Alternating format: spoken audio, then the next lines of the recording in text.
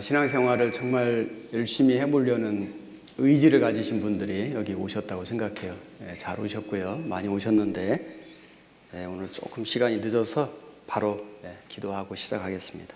기도하겠습니다. 살아계신 하나님 아버지, 2020년 새로운 한 해를 우리에게 허락해 주심 감사드립니다. 청년의 때 우리를 불러주시고 하나님의 일을 할 수 있도록 우리에게 기회를 주셨습니다. 이번 동계 수련회를 통해서 하나님께서 우리를 향해서 작정하신 뜻이 무엇인지를 깨닫게 도와주시고, 또 하나님의 말씀인 성경을 통해서 우리가 더 힘을 얻고 용기를 얻고 능력을 얻어서 돌아가는 수련회가 되게 도와주옵소서. 오늘 하나님께서 우리에게 주신 이 성경 말씀을 어떻게 공부해야 하는지를 우리가 함께 배워보려고 합니다.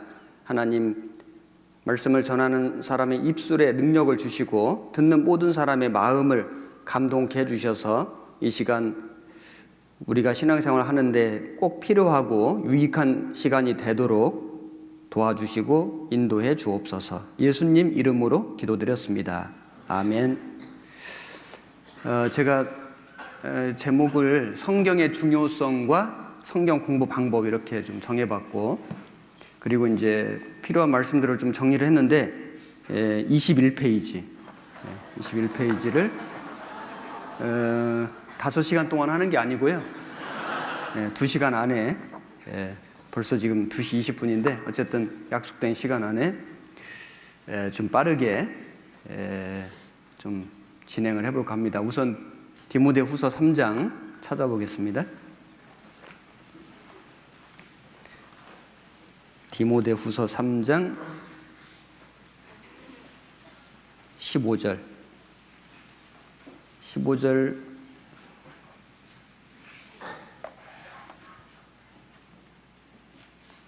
17절까지 15절부터 17절까지 같이 한번 읽겠습니다.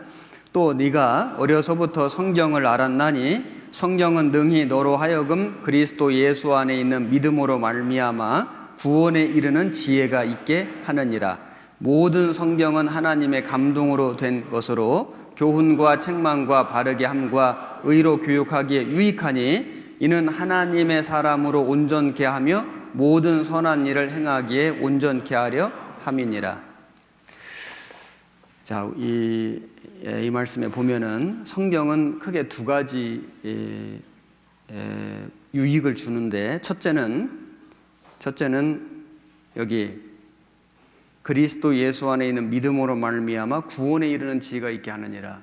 여러분, 사람이 구원받을 수 있는 유일한 방법은 성경입니다. 성경을 모르고는 구원을 받을 수가 없죠. 성경을 모르고는 예수님의 사랑을 깨달을 수가 없고 천국 가는 천국 가는 방법을 알 수가 없습니다. 자, 그래서 성경은 우리에게 구원을 알게 해주신다. 그 다음에 구원받은 사람이 여기 하나님 말씀으로 교훈을 받고 책망을 받고 바르게 되고 의로 교육이 되고 하나님의 사람으로 온전케 되고 하나님의 일을 하기에 온전케 된다. 신앙생활 할 수 있는 유일한 비결이 성경이죠. 그러니까 성경은 구원받을 수 있는 유일한 방법이고, 성경은 신앙생활을 잘 할 수 있는 유일한 방법이다. 그 외에 다른 방법이 없다. 그런데 성경을 멀리한다, 성경을 안 읽는다, 성경 말씀 듣는 것을 싫어한다. 그건 뭐 구원받을 수도 없고, 구원받은 사람이 만약에 그런다면 신앙생활을 잘 할 수가 없습니다. 불가능합니다. 열매가 없습니다. 하나님의 일을 할 수가 없습니다. 자, 그래서 우리가 이제 이 성경을 우리가 배운다는 것은 너무나 중요한 것이다. 성경은 너무나 중요하고 이 성경을 어떻게 배울 것인가, 이걸 우리가 좀 공부해 봐야 되겠습니다. 우선은 사도행전을 중심으로 해서 어떻게 사도들이 복음을 전했고 어떻게 사람들이 구원을 받았는지 다 성경이거든요. 성경 말씀을 통해서 구원을 받은 겁니다. 사도행전 8장을 찾아보겠습니다. 사도행전 8장 4절. 그 흩어진 사람들이 두루 다니며 복음의 말씀을 전할세. 여기 예루살렘 교회에 핍박이 나가지고 크리스찬들이 유대와 사마리아 땅으로 흩어졌는데, 하나님께서 복음 전하는 방법이었죠. 핍박이 왔고 흩어졌는데 흩어진 사람들이 두루 다니며 복음을 전한 겁니다. 그래서 여러 지역에, 여러 나라에, 전 세계에 복음이 전해지게 된 겁니다. 복음을 전했다. 복음이 뭐냐면은 구약 성경에 약속된 메시아가 예수 그리스도다. 예수 그리스도가 바로 구약에 약속된 메시아다. 이걸 전했고, 복음을 전해 들은 사람이 구원을 받고 그 사람들이 교회가 되었고, 그래서 이 교회가 이 사도들을 통해서 많이 세워졌습니다. 그래서 이 사도행전을 교회 행전이다 또는 성령 행전이다 이렇게 말합니다. 여기 8장 25절에 두 사도가 주의 말씀을 증거하여 말한 후 예루살렘으로 돌아갈새 사마리아인의 여러 촌에서 복음을 전하니라. 여기 두 사도는 베드로, 요한인데 이들도 역시 여러 촌에서 복음을 전하니라. 자, 사도들이 복음을 전했는데 복음을 전해서 어떻게 구원을 받았는지를 성경 구절을 화면을 통해서 제가 좀 말씀드려 보겠습니다. 여기 사도행전 8장에 보시면은 주의 사자가 빌립더로 일러가로되 일어나서 남으로 향하여 예루살렘에서 가사로 내려가는 길까지 가라 하니 그 길은 광야라. 에디오피아 여왕 간다기의 모든 국고를 맡은 큰 권세가 있는 내시가 예배하러 예루살렘에 왔다가 돌아가는데 병거를 타고 선지자 이사야의 글을 읽더라. 이 에디오피아 여왕 국고를 맡은 권세가 있는 내시, 아주 높은 장관 같은 그런 그 역할을 하는 그런 신분을 가진 사람이 예루살렘에 예배하러 오는 겁니다. 종교심이 있죠. 구원받기를 원하는 마음이 간절해요. 그런데 그리고 선지자 이사야의 글도 읽고 있어요. 그런데 이 사람이 왔다가 돌아가는데 읽고는 읽는데 못 깨달아요. 그래서 이제 빌립이 물어봤죠. 읽는 것을 깨닫느냐? 지도하는 자가 없으니 어찌 깨달을 수 있으리요? 그래서 이제 이 빌립이 여기 보시면 빌립이 입을 열어 이 글에서 시작하여 예수를 가르쳐 복음을 전하니 길 가다가 물 있는 곳에 이르러 내시가 말하되 보라 물이 있으니 내가 세례를 받음에 무슨 거리낌이 있느냐. 자, 여기 빌립이 입을 열어 이 글에서, 이 글이 이사야 성경이죠. 이사야에는 초림하실 예수님에 대한 예언이 많이 들어있는데 이 글에서 시작하여, 이사야에서 시작하여 예수를 가르쳐 복음을 전하니, 복음이 뭐냐면은 구약 성경에 계시된 약속된 메시아가 바로 예수 그리스도이시다. 이걸 전한 겁니다. 그러니까 여기 물이 있으니 내가 세례를 받음에 무슨 거리낌이 있느냐. 당장 깨닫고 구원받고 침례를 받았죠. 침례 받아서 구원받은 게 아니라 복음 말씀을 듣고 예수님이 바로 메시아이신 걸 깨닫고 구원을 받고 침례를 받고 자기 나라에 돌아간 거예요. 자, 여기 사도행전 10장에도 보시면은 가이사랴에 고넬료라 하는 사람이 있으니 이달리아데라 하는 군대의 백부장이라.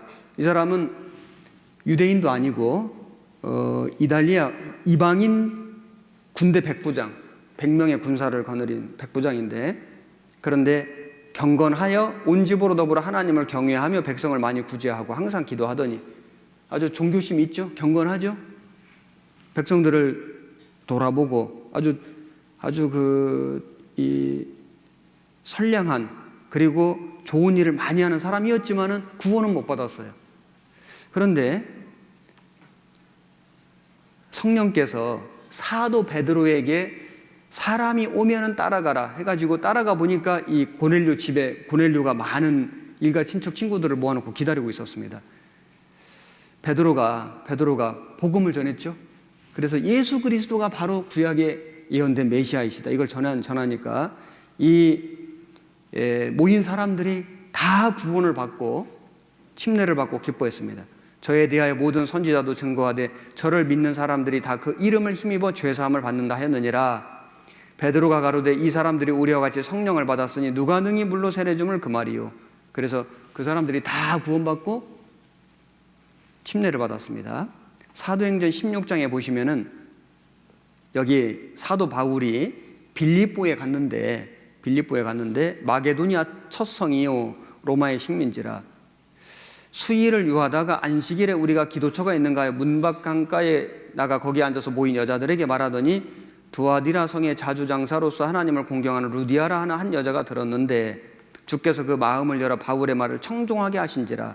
그 집이 세례를 받고 청하여 가로되 내 집에 들어와 유하라. 이 바울이 진리를 사모하는 구원받기를 원하는 그 루디아에게 하나님의 말씀을 전했는데 당장 구원받고 그가 사도들을 전도하는 사람들을 내 집에 들어와 유하라.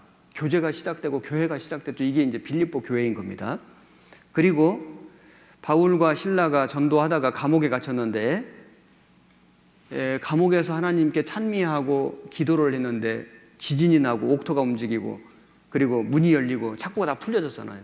간수가 죄수들이 도망간 줄 알고 자결하려 할 때 바울이 말하기를 네 몸을 해하지 마라. 우리가 여기 있노라. 그때의 그 유명한 말을 했죠. 이 간수가 내가 어떻게 하여야 구원을 얻으리까? 주 예수를 믿으라. 그리하면 너와 네 집이 구원 얻으리라. 예수 믿으라. 그러면 구원 얻는다. 여기까지만 말을 하고 더 이상 복음을 안 전했다면은 간수는 구원을 못 받아요. 그런데 주의 말씀을 그 사람과 그 집에 있는 모든 사람에게 전하더라. 주의 말씀을, 하나님 말씀을, 성경을 전하니까 그들이 다 세례를 받은 후 저희를 데리고 자기 집에 올라가서 음식을 차려주고 저와 온 집이 하나님을 믿었으므로 크게 기뻐하니라.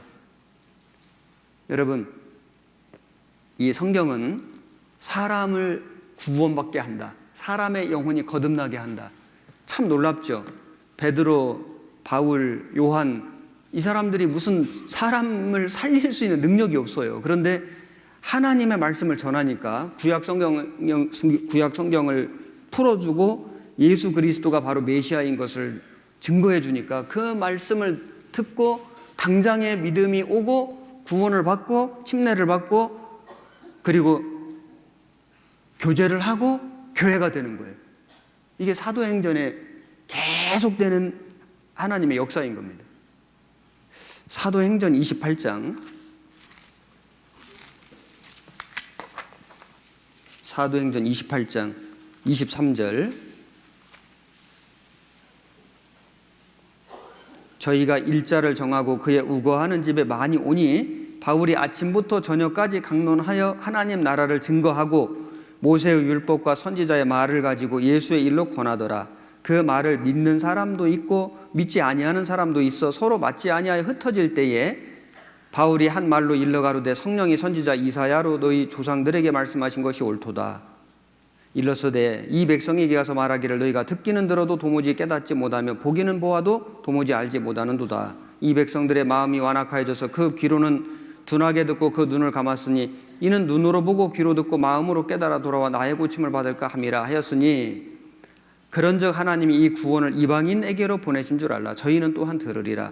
여기 보면 일자를 정하고 우거하는 집에 많이 오니 사도 바울이 이 로마에 2년 동안 셋집에 유하면서 가택연금식으로 이렇게 감옥에 갇혀 있었어요. 가택연금식으로. 그래서 셋집에 유하면서 찾아오는 사람들에게 복음 전할 수 있는 기간이 2년 있었습니다. 그래서 날짜를 정하고 그가 우거하는 집에 사람들이 많이 왔는데 아침부터 저녁까지 강론하여 하나님 나라를 증거하고 선지자의 말을 가지고 예수 일로 권하더라. 성경 강연회를 한 거죠. 그런데 성경 강연회를 했는데 사도 바울이 강사예요. 복음을 전했는데 믿는 사람도 있고 믿지 않은 사람도 있고 바울 책임이 아니죠. 세상에 성경을 14권 기록한 사도 바울이 전도 집회를 했는데 믿는 사람도 있고 안 믿는 사람도 있고 그래서 서로 맞지 아니하여 흩어질 때 지금도 마찬가지예요. 아주 유명한 강사가 전도 집회를 한다고 다 구원받는 것도 아니고 하나님 말씀을 전했는데 구원받는 사람도 있고 구원받지 않는 사람도 있고 지금도 마찬가지죠. 하나님은 모든 사람이 구원받기를 간절히 원하지만은 구원받기를 원치 않는 마음이 완고하고 강팍한 마음을 가진 사람은 구원이 안 되는 거예요. 그런데 여기 30절에 바울이 온 이태를 자기 셋집에 유하며 자기에게 오는 사람을 다 영접하고 담대히 하나님 나라를 전파하며 주 예수 그리스도께 관한 것을 가르치되, 같이 읽겠습니다. 그 많은 사람이 없었더라. 2년 동안 복음 전할 기회를 주셨는데 여기 하나님 나라를 전파하고 예수 그리스도께 관한 것을 가르치되, 성경을 계속 가르쳤죠. 그 많은 사람이 없었더라. 많은 핍박은 있었는데 사람이 막을 수가 없었다. 그런데 여러분, 사도 바울이 쓴 서신서를 보면은 다 끝에 인사말이 있어요. 인사말. 그런데 이 사도행전은 인사말이 없어요. 그냥 그 많은 사람이 없었더라. 아니, 뭐가 그 뒤에 좀 더 있어야 될 것 같죠. 무슨 말이? 그런데 그 많은 사람이 없었더라. 이걸로 사도행전이 끝났어요. 물론 성경은 여기 덧붙이면 안 되지만은 성령의 역사는 지금도 계속되고 있다. 지금도 사도 바울은 아니지만 바울처럼 하나님의 말씀을, 예수님을, 복음을 전할 때 그 많은 사람이 없었더라. 사람은 막을 수가 없다. 지금도 계속해서 교회를 통해서 성령께서 이 복음을 전할 때 구원받는 역사를 계속 일으켜주고 계신다. 특별히 우리 교회를 통해서. 확실하죠?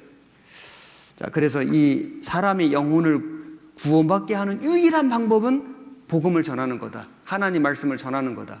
성경은 사람을 구원받게 만든다. 제가 몇 년 전에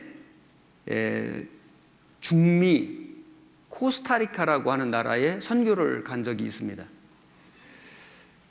그때에 제가 그 수도 산호세에서 전도 집회를 했는데, 수양회를 했는데 그 산호세에서 한 2시간 정도 떨어진 꽈빌레스라고 하는 도시가 있어요. 거기에 신방을 갔어요. 이제 수양회를 마치고 신방을 갔는데 그 꽈빌레스에 통역하는 형제님이 있었어요. 에콰도르에서 1년 스페인어를 배우고 이 꽈빌레스의 선교사님이 이제 파송이 됐는데 말을 못하니까 통역하는 사람이 필요했는데 통역하는 사람이 이제 없는 겁니다. 그래서 이제 에콰도르에 지금 그 스페인어 배우기 위해서 온 형제들 중에 그 중에 그래도 조금이라도 더 좀 잘하는 형제 한 명을 파송을 한 거예요. 통역사로. 그런데 그 형제가 스페인어 배운 지 딱 1년밖에 안 된 형제예요. 여러분, 1년 물론 열심히 했다고 하지만 1년 배워가지고 통역한다는 거 사실 쉽지 않죠. 불가능하죠, 사실은. 그런데 이제 제가 갔을 때 그 형제님이, 통역하는 형제님이 간증을 했어요. 이제 저희 선교팀하고 이렇게 교제하면서 간증을 했는데 그 간증의 내용이 이래요. 자기가 그 꽈빌레스 교회 통역사로 이제 가라 해서 배운 게 순종이니까 예하고 이제 오긴 왔지만은 사실은 자기는 스페인어를 잘 듣지도 못하고, 그리고 뭐 말한다는 건 사실은 거의 뭐 불가능하고, 겨우 할 수 있는 건 뭐냐면 써놓고 읽는 것밖에는 자기가 못했다는 거예요. 그런데 가자마자 벌써 전도 집회가 잡혀져 있더라는 거예요.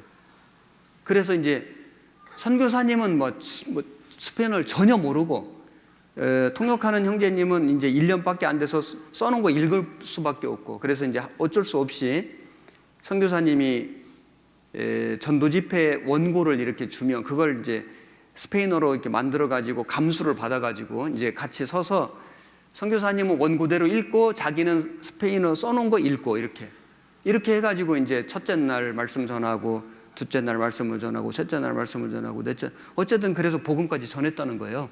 그런데 놀라운 건 구원받는 사람이 생기더라는 거예요. 이야, 진짜 자기도 너무 신기한 거예요. 왜냐하면 그냥 읽었거든요. 그냥 원고 보고 읽었는데 사람이 구원을 받는 거예요. 그래서 이제 야, 이거 진짜 너무 신기하다 하고는 그 다음에 또 전도 집회를 했는데 뭐 한두 달 사이에 뭐 얼마나 실력이 늘었겠어요. 또 읽었대요.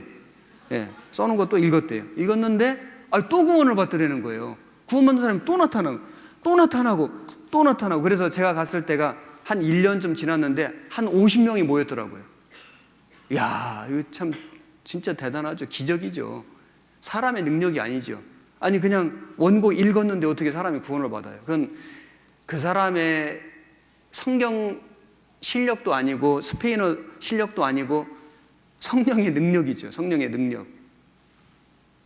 제가 그 간증을 들으면서 정말 맞다. 사람의 영혼을 구원하는 능력은 오직 하나님의 말씀에 있다. 그리고 이 말씀을 증거할 때 성령께서 함께 해주시고 도와주신다. 이게 마음에 확 믿어지더라고요. 물론 그전에도 믿었는데 그 간증을 들으면서 정말 그렇다. 성경은 능력이 있다. 사람의 영혼을 건진다.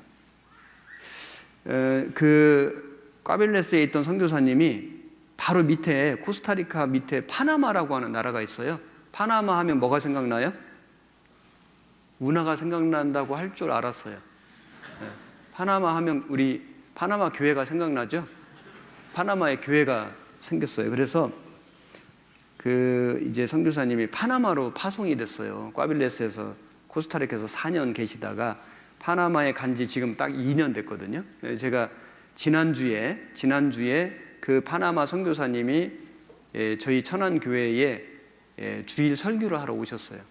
저희 천안이 그 파나마 후원교회거든요. 그래서 그 파나마 선교 소식을 쭉 전하고 이제 하나 보여주신 영상이 뭐냐면은 지난 2년 동안에 복음을 전했는데 지금은 이제 그 선교사님이 스페인어를 이제 할 수 있어요. 그래서 통역 없이 전도를 해요. 하지만은 얼마나 능숙하게 하겠어요. 그 나라 사람들이 들을 때 얼마나 그 언어 실력이 능숙하겠냐고. 그런데 어쨌든 그 말씀을 듣고 사람들이 계속 구원을 받는 거예요. 계속 구원을 받아요. 저도 작년 4월에 파나마를 한번 가서 수양회를 하고 왔는데 지금 한 40명, 50명 정도가 모여요. 불과 2년이 안 돼. 사실 본격적으로 전도된 건 1년밖에 안 돼요. 그래서 이제 그 선교사님이 그 파나마에서 새로 구원받은 분들, 불과 한 1년 안팎 정도밖에 안 된 분들이에요. 그분들에게 인터뷰를 했어요. 그런데 놀랍게도 정말 너무나 놀랍게도 그분들이 믿는 복음이 우리가 믿는 복음하고 똑같아요. 그분들의 마음의 소원, 간증, 그분들의 어떤 삶의 목적, 모든 게 우리하고 너무 똑같아요. 이것은 하나님의 말씀, 동일한 하나님의 말씀으로 구원을 받았기 때문이다. 동일한 하나님의 말씀으로 신앙생활을 하고 있기 때문에 가능한 거예요. 그 내용을 제가 너무 감동적으로 들어가지고 가지고 왔어요. 한번 같이 들어보시기 바랍니다.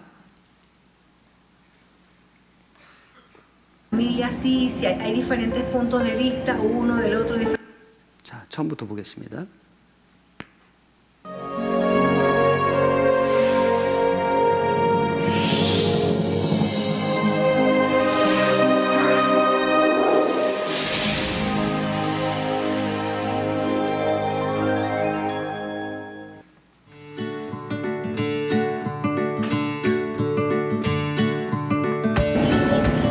Hola, mi nombre es Valeria Peña. Hola, mi nombre es Vanessa Peña. Hola, buenas, soy Marlene, miembro de la Iglesia Palabra de Vida Panamá. Hola, soy Daniel, gracias. Hola, mi nombre es Edwin. Hola. Hola, hermanos. Hola, mi nombre es Ernesto, saludos de Corea. Hola, ¿cómo están? Saludos desde Panamá a Corea. Hola, hermanos de Corea, yo soy Melissa. Hola hermanos, soy el hermano David de la Iglesia de Panamá.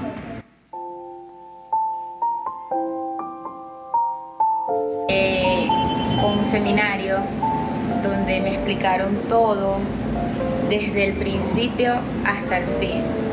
Y el mensaje que me llegó a mí, en el cual yo entendí la salvación, fue cuando Jesús en la cruz dijo consumado es. O sea, Dios mandó a su único hijo para que Él nos salvara. Recibí la salvación por medio de un seminario bíblico algo para niños y de ahí aprendí el verdadero evangelio y también aprendí que Jesús vino a la tierra y murió para perdonarme mis pecados pasado, presente y futuro. Y yo participé los 6 días de seminario y en verdad me enteré la verdad de la Biblia, porque yo no sabía nada. Aunque yo asistía a una iglesia antes por 13 años, en verdad supe que no conocía nada de la Biblia.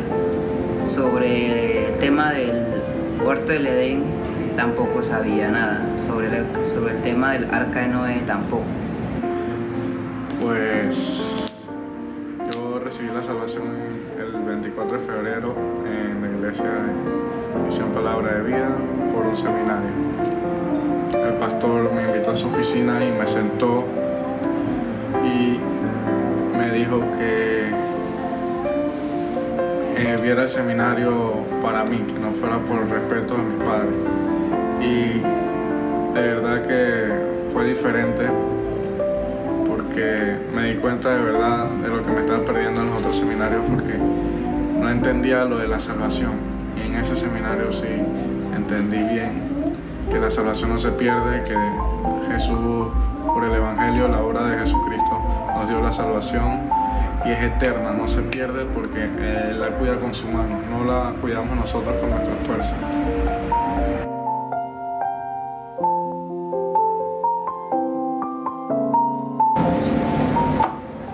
Que las otras iglesias piensan que van a ir al cielo por obras.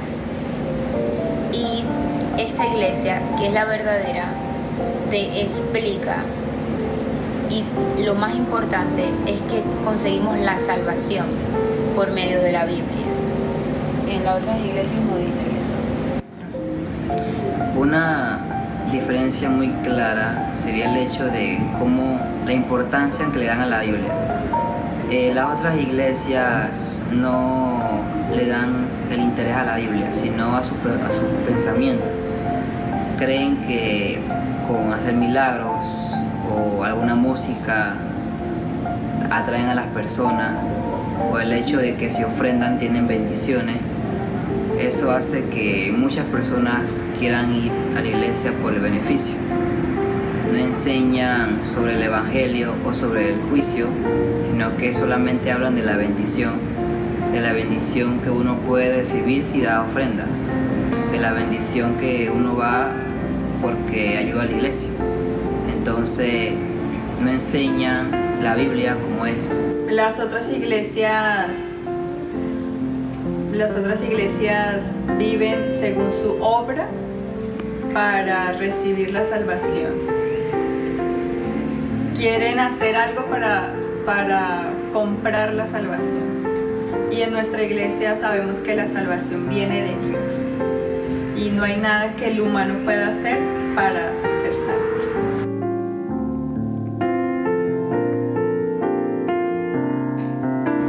Bueno, antes yo vivía como yo quería y ahora vivo como el Espíritu Santo me guía y como la palabra me enseña. Antes de recibir la salvación, yo vivía sin un propósito, vivía sin saber para qué estaba en este mundo, y aunque obviamente sabía quién era, había escuchado sobre Jesús, sobre la Biblia, no sabía nada de él, no conocía muy bien sobre qué era el Evangelio. Y después de recibir la salvación fui aprendiendo por los sermones, por las comuniones, por las reuniones, cada vez más sobre cómo debía de vivir, sobre con qué propósito estaba aquí, que era el de predicar.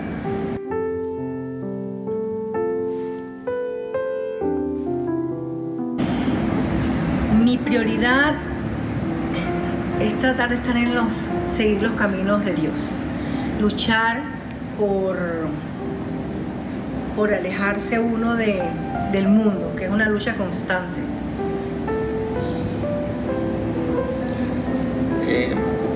Mi prioridad es transmitir lo que se me ha dado, ¿sí? Por gracia, comenzando de adentro hacia afuera. Me refiero a mi familia y posteriormente a amigos y bueno.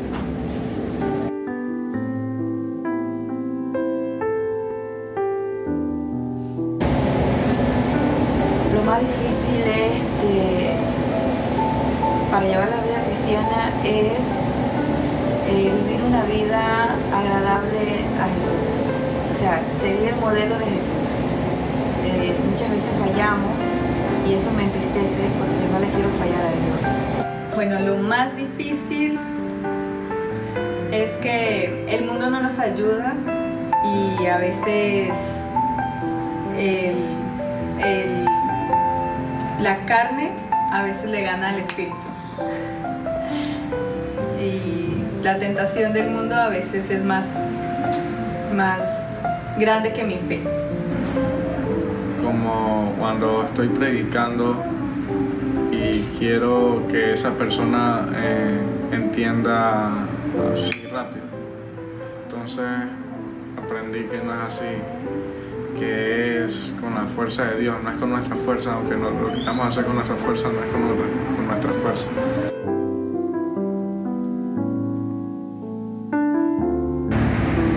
Nuestra casa. La iglesia para mí es donde puedo crecer, puedo conocer más la Biblia, puedo compartir con los hermanos, donde puedo protegerme de los pecados de afuera. La iglesia para mí es el cuerpo de Jesucristo, como lo dice la Biblia, pero para mí es la familia, es como una familia, todos somos salvos. Hay una relación muy distinta a las personas del mundo, hasta con nuestra propia familia carnal. Para mí la iglesia es como un grupo de hermanos salvos que cuando Jesús venga a la tierra, todos nos vamos a encontrar en el paraíso.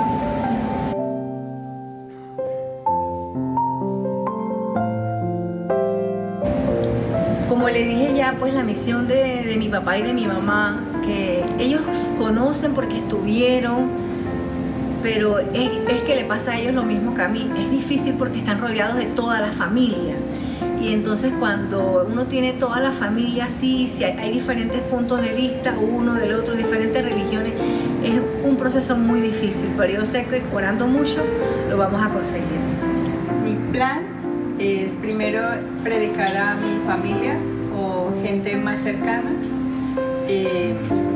invitarlos al seminario, o a los que viven en otro país, por lo menos enviarles el seminario de YouTube o invitarlos a la iglesia de su país. Mi plan primero es alcanzar a toda mi familia y después quisiera aquí en Panamá predicar en las provincias, pero primeramente aprender más de la palabra de Dios.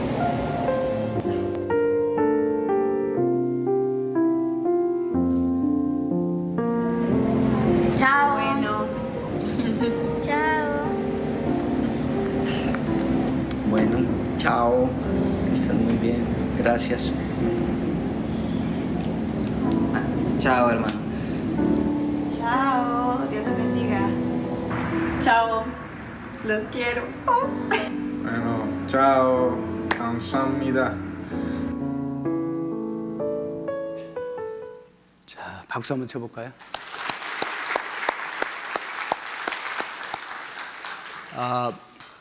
민족이 달라요. 나라도 달라요. 언어가 달라요. 문화도 달라요. 역사도 달라요. 그런데 똑같은 말을 해요. 왜 그럴까요? 동일한 성령으로 동일한 하나님의 말씀을 듣고 믿고 깨달았어요. 그래서 성경은 구원에 이르는 지혜가 있게 하느니라, 사람을 구원받게 하는 유일한 방법은 성경 말씀. 그리고 구원받은 사람이 신앙생활할 수 있는 유일한 방법은 성경 말씀. 확실하죠? 구원받은 지 1년도 안 된, 1년밖에 안 된 분들이 이렇게 확실하게 간증해요. 하나님의 능력입니다. 그 영국의 엘리자베스 여왕이 성경을 아주 사랑하는 사람이었는데 이런 말을 했어요. 영국의 모든 영토를 버릴지라도 성경은 버릴 수가 없습니다. 영국의 영토를 버릴지라도 성경은 버릴 수가 없습니다. 그리고 보나르라고 하는 목사님이 이렇게 성경을 이야기했는데, 내가 피곤할 때 성경이 나의 침대가 되고, 내가 어둠 속에 있을 때 성경이 나의 빛이 되고, 내가 굶주릴 때 성경이 나의 떡이 되고, 내가 무서울 때 나의 갑옷이요, 내가 병들었을 때 성경이 나를 고치는 양약이 되며, 적적할 때는 성경에서 내가 많은 친구를 찾는다. 만일 내가 일하려면 성경이 나의 기구요, 놀 때는 성경이 나의 즐거운 풍류로다. 내가 무식하면 성경이 나의 학교요, 내가 수렁에 빠지게 되면 성경이 나의 굳은 땅이로다. 내가 추우면 성경이 나에게 열이 되고, 내가 떠오르면 성경은 나의 날개로다. 성경은 나의 지도자, 의복, 피난처, 꽃동산, 태양, 샘물, 신선한 공기로다. 위대한 책이요. 정말 성경은 위대한 책이죠. 여러분, 이스라엘 백성들이 애굽에서 사는 모습은, 애굽에서 노예로 사는 모습은 우리가 구원받기 전에 우리 영혼의 모습이에요. 알고 계시죠? 이스라엘 백성들이 하나님께 울부짖으니까 모세를 보내주셨는데, 모세는 예수님의 모형이 되고, 모세를 통해서 출애굽한 것은 우리 영혼이 구원받는 모습이에요. 홍해 바다는 침례를 가리키고, 광야 생활은 우리의 신앙생활의 모습이고, 가나안 땅은 천국 또는 천국에서 받는 우리의 영광과 기업의 모형이 되죠. 알고 계시죠? 그런데 이스라엘 백성들이 출애굽기 16장에 가서 보면은 광야 40년 동안 하나님이 하늘에서 내려주신 양식을 먹고 지나가요. 그게 만나죠? 출애굽기 16장을 찾아보겠습니다. 출애굽기 16장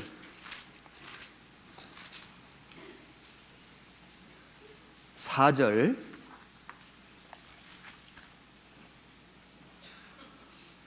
한 절만 같이 읽겠습니다.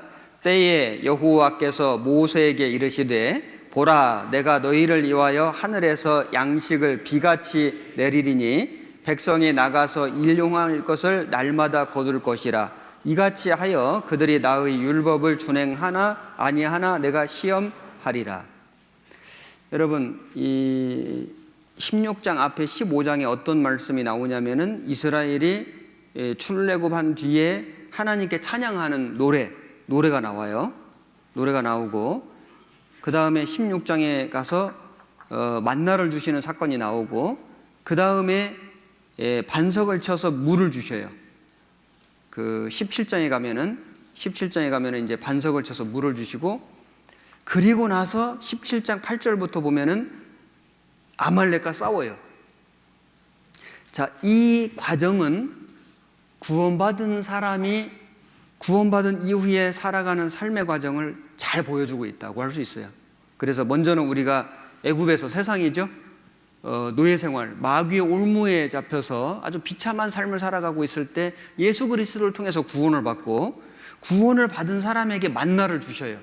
그 만나를 먹고 광야를 지나가요. 반석에 물을 쳐서 그 생명수를 주세요. 그래서 그 주님이 주신 물과 만나를 가지고 먹으면서 광야를 지나가는데, 먼저는 만나를 주시고 반석을 쳐서 물을 주시고 힘을 주신 후에 아말렉과 싸우게 해요. 아말렉이 뭔지 아시죠? 육신. 우리의 육신. 구원을 받았지만은 육신이 그대로 있잖아요. 육신이. 이 세상을 위해서 살고 싶고, 정욕대로 살고 싶고, 내 뜻대로 살고 싶은 육신이 그대로 있잖아요. 이 육신하고 싸워야 되는데, 싸우기 전에 먼저 우리를 구원해 주시고, 그리고 만나를 주시고, 만나는 하늘 양식, 하나님의 말씀이죠.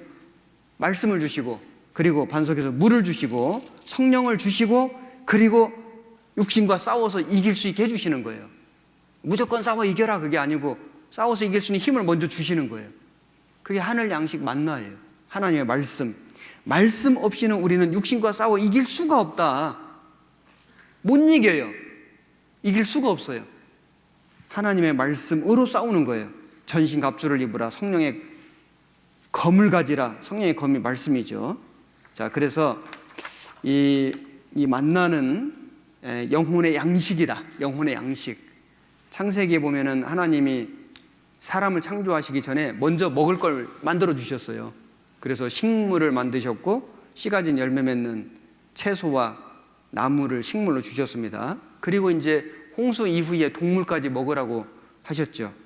그러니까 하나님은 사람이 만들어지기도 전에 사람이 먹을 양식을 미리 다 준비해 놓으신 거예요.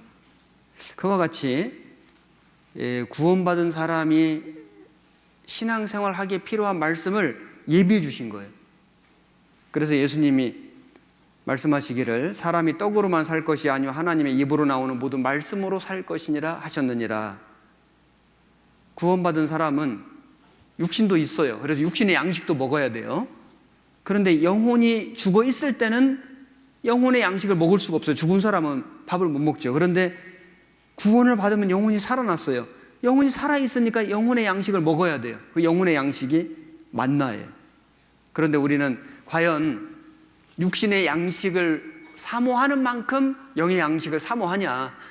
내가 정말 육신의 배고픔을 느끼는 만큼 우리 영혼의 배고픔을, 그 갈증을 느끼고 사냐? 이거 한번 생각해 볼 필요가 있죠. 이런 예화가 있어요. 제가 한번 읽어볼게요. 19세기에 벨기에에 레이날드 3세라는 귀족이 있었는데 그가 많은 토지를 물려받은 공작 귀족이었습니다. 그런데 그의 동생이 반란을 일으켰습니다. 동생은 형 레이날드의 것을 다 빼앗아 버리고 말았습니다. 동생은 형을 인적이 드문 곳에 감금했습니다. 그리고 형을 죽이는 대신 간교한 계략을 꾸몄습니다. 이 레이날드는 아주 이 몸집이 큰 사람이었는데, 그리고 이제 아주 먹는 걸 즐기는 사람이었어요. 그런데 이 레이날드를 문이 작은 방에 감금하고 만약 그 방에서 나올 수만 있다면 석방하고 땅도 돌려줄 것이다. 이렇게 약속했습니다. 그리고는 형에게 매일같이 아주 맛있는 음식을 아주 잔뜩 넣어줬습니다. 형은 그 맛있는 음식의 유혹을 물리치지 못하고 음식을 주는 대로 다 먹고 점점 비대해졌습니다. 결국 형은 그 작은 문으로 나오지 못하고 죽습니다. 그 음식의 유혹을 이기지 못해서 감옥 속에서 죽은 거예요. 동생은 그걸 알고 형을 시험했죠. 계략을 꾸몄죠. 우리는 육신의 양식을, 육신의 음식이 있잖아요. 음식 맛있는, 요즘 얼마나 맛있는 게 많아요. 육신의 음식을 내가 좋아하듯이 배고픔을 느끼고 음식을 찾고 음식을 먹으러 가고, 그리고 그걸 맛있게 먹고 배부른 행복감을 느끼는 것처럼 영혼의 양식을 찾고 배고픔을 느끼고 그 양식, 영혼의 양식을 먹으러 가고, 그리고 정말 맛있게 먹고, 그리고 영혼의 배부름을 느끼고 있냐, 이걸 한번 생각해 볼 필요가 있죠. 성경은 우리의 양식이다. 그래서 영국의 경건주의자들의 슬로건 중에 No Bible, No Breakfast. 성경 안 읽고는 아침 안 먹겠다. 이게 이제 그들의 슬로건이었습니다. No Cross, No Crown. 십자가 없이는 영광이 없다. 그래서 우리는 이 영혼의 양식인 이 말씀 없이는 우리 영혼이 살 수도 없고 건강해질 수도 없고 아무 능력도 일을 할 수도 없다는 걸 우리가 알아야 되겠습니다. 시편 19편을 찾아보겠습니다. 시편 19편 7절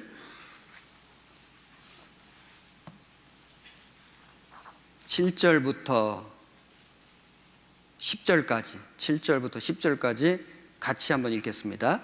여호와의 율법은 완전하여 영혼을 소성케 하고 여호와의 증거는 확실하여 우둔한 자로 지혜롭게 하며 여호와의 교훈은 정직하여 마음을 기쁘게 하고 여호와의 계명은 순결하여 눈을 밝게 하도다.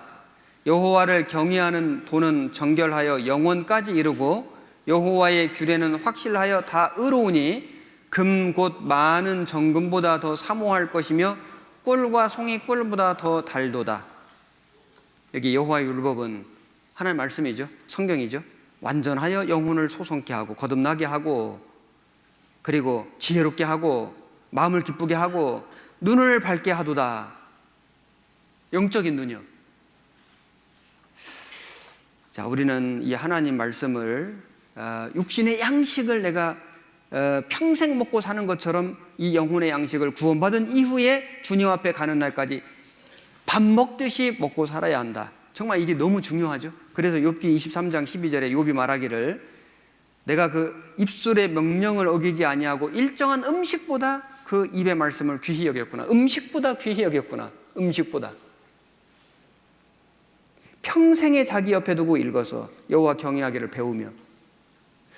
이 성경은 구원받을 때만 필요한 말씀이 아니고 구원받은 이후에 신앙생활에 필요한 말씀이고 그리고 음식처럼 먹어야 되고 평생 먹어야 된다. 평생. 그래서 이 성경을 이제 우리가 배우는 방법은 성경을 우리가 이렇게 통독하는 것이 필요하고 교회에서 전해지는 모든 말씀을 우리는 다 골고루 들어야 돼요. 주일 말씀, 수요 말씀, 전도 집회 말씀, 조모임, 구역 모임, 수련회, 학예 수양회, 여하튼 교회 안에서 전해지는 모든 말씀을 우리는 다 듣고 그 다음에 성경 말씀을 처음부터 끝까지 통독하고 골고루 읽고 이렇게 선택하지 말고 전체적으로 우리가 다 듣고 다 읽고 그리고 어떤 특정한 말씀만 골라 읽는다든지 특정한 전도인의 말씀만 골라서 본다든지 이러는 것보다는 일단은 전체적으로 읽고 전체적으로 듣는 것이 필요하다.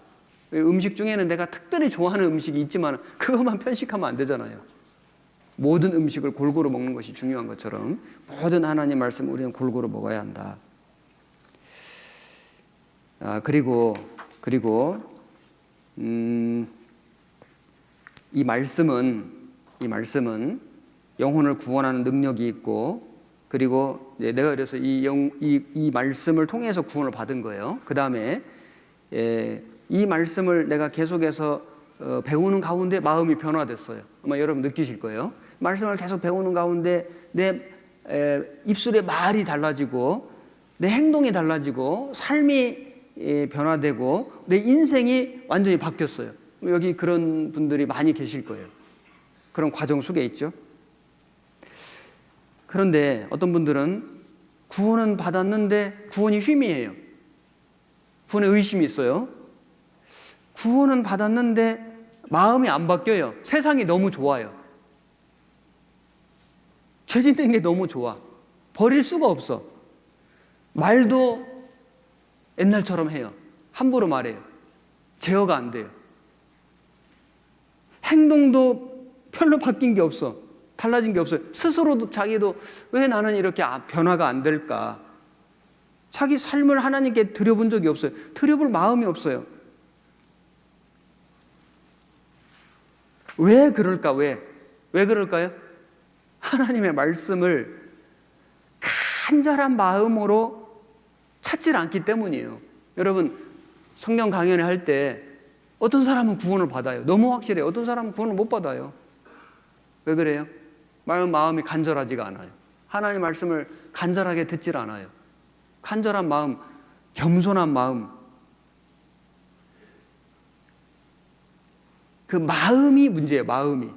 구원을 받은 이후에도 하나님의 말씀을 정말 간절히 사모하고 말씀을 정말 가까이 하고 말씀대로 살려고 정말 자기를 이 노력이죠. 사실은 몸부림치는 게 있으면은 틀림없이 그 사람은 변화를 경험하게 된다. 여기 이런 시가 있어요. 제가 한번 읽어볼게요. 입술로 부르짖는 부흥 뒤엔 아직 한 번도 나의 바알을 부순 적이 없었고 말로만 외치던 변화의 이면엔 한 번도 내 발이 문턱을 넘어선 적이 없었다. 말과 생각은 하늘에 닿아 있고 행함과 순종은 땅 속에 묻혀 있다. 기도가 마른다는 건 기도하지 않았다는 것이고 말씀이 달지 않다는 건 말씀을 읽지 않았다는 것이다. 형제를 사랑하지 않는 건 주님을 사랑하지 않는 것이고, 주를 위해 살지 못하는 건 주를 위해 죽지도 못하는 것이다. 너무 모른다. 아직 한 발자국도 내디딜 용기 없는 나에게 속지 말라. 아직도 한눈 팔고 있는 나에게. 자기 자신에게 속으면 안 되죠. 말로는 구원을 말하고 간증하고 열심히 살아본다고 하지만은 여기 한 번도 내 발이 문턱을 넘어선 적이 없었다. 진짜로 주님을 위해서 살고자 하는 그 간절한 마음의 결심과 결단을 가져본 적이 없었다.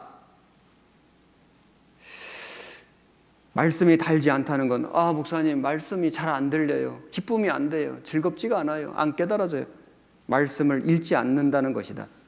왜냐하면요, 이 음식도 먹어본 사람이 먹어요. 음식의 맛을 알아요. 성경을 처음부터 막 그렇게 송이꿀처럼 달아서 읽는 게 아니에요. 성경을 읽고 또 읽고 계속 읽고 말씀을 듣고 또 듣고 계속 듣다가 성경의 맛을 깨달아요. 맛이 생겨요. 맛을 끊을 수가 없어요. 여러분, 이 만나는 하늘에서 내렸는데 땅에 내렸어요. 그래서 이 만나를 주우려면 새벽에 일찍이 주워야 돼요.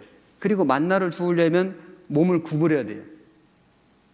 하나님의 말씀을 우리가 정말 잘 먹기 위해서는 부지런해야 돼요. 정말 새벽에 그 만나를 주우러 가듯이 말씀을 사모하는 마음으로 뭔가 내가 희생을 해야 돼요. 그리고 몸을 구부려야 돼요. 내 마음의 허리를 구부려야 돼요. 겸손한 마음으로, 정말 겸손한 마음으로. 그래서 여러분, 주일날 내일 주일이다. 주일이니까 교회 가야지. 물론 가는 것도 좋지만은 내일 주일날 하나님께서 내게 무슨 말씀을 주실 것인가?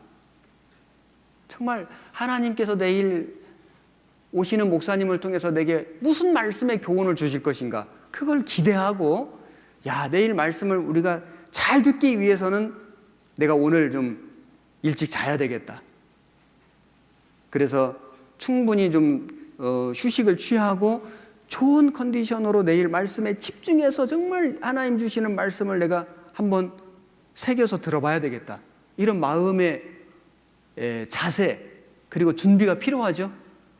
토요일날 새벽까지 교제하고 운동하고 먹고 게임하고 스마트폰하고 인터넷하고 자기 하고 싶은 거 하고는 아침에 그냥 정신없이 일어나가지고 말씀 앞에 딱 앉으면 피곤하죠. 몸이 피곤하죠. 아무리 청년이라도 피곤하죠. 피곤한 몸을 가지고 말씀을 들으려니까 너무 힘든 거예요. 듣긴 듣는데 사실은 새겨지지가 않는 거예요. 듣긴 듣는데 새겨지지가 않아요. 여러분, 그렇게 말씀을 들어서는 그 말씀이 그 사람의 약이 되고, 그 사람에게 정말 약이 되고 양식이 되고, 그 사람 마음 속에 새겨지고, 그 사람의 말이 바뀌고 행동이 바뀌고 삶이 바뀌기를 기대하는 건 불가능해요. 그렇게 해서는 불가능하죠. 하나님 말씀을 정말 기대하고 정말 기도하고, 마치 어떤 사람이 만약에 돈을 내고 영화를 본다면은 그 기대하고 시간과 물질을 투자해서 가서 좋은 자리에 앉아서 정말 그 영화를 이렇게 몰입해서 보려고 하지 않겠어요? 예를 들자면은, 아니, 하나님 말씀을 들어가면 뭔가 내가 시간과 물질을 준비하고 그리고 좋은 자리에 앉아서 정말 마치 정말 내가 기대하던 영화를 기다리듯이 말씀을 기다리고 몰입해서 처음부터 끝까지 그 말씀을 듣는 가운데 주님이 주시는 감동을 받아야 되지 않겠어요? 그렇게 말씀을 한 번 듣고 두 번 듣고 세 번 듣고 한 달을 듣고 열 달을 들어봐요. 안 변하는 것이 기적이에요. 안 변하는 게 기적이에요. 마음이 안 바뀌는 게 기적이에요. 삶이 안 바뀌는 게 기적이에요. 전도서 12장을 보겠습니다. 전도서 12장.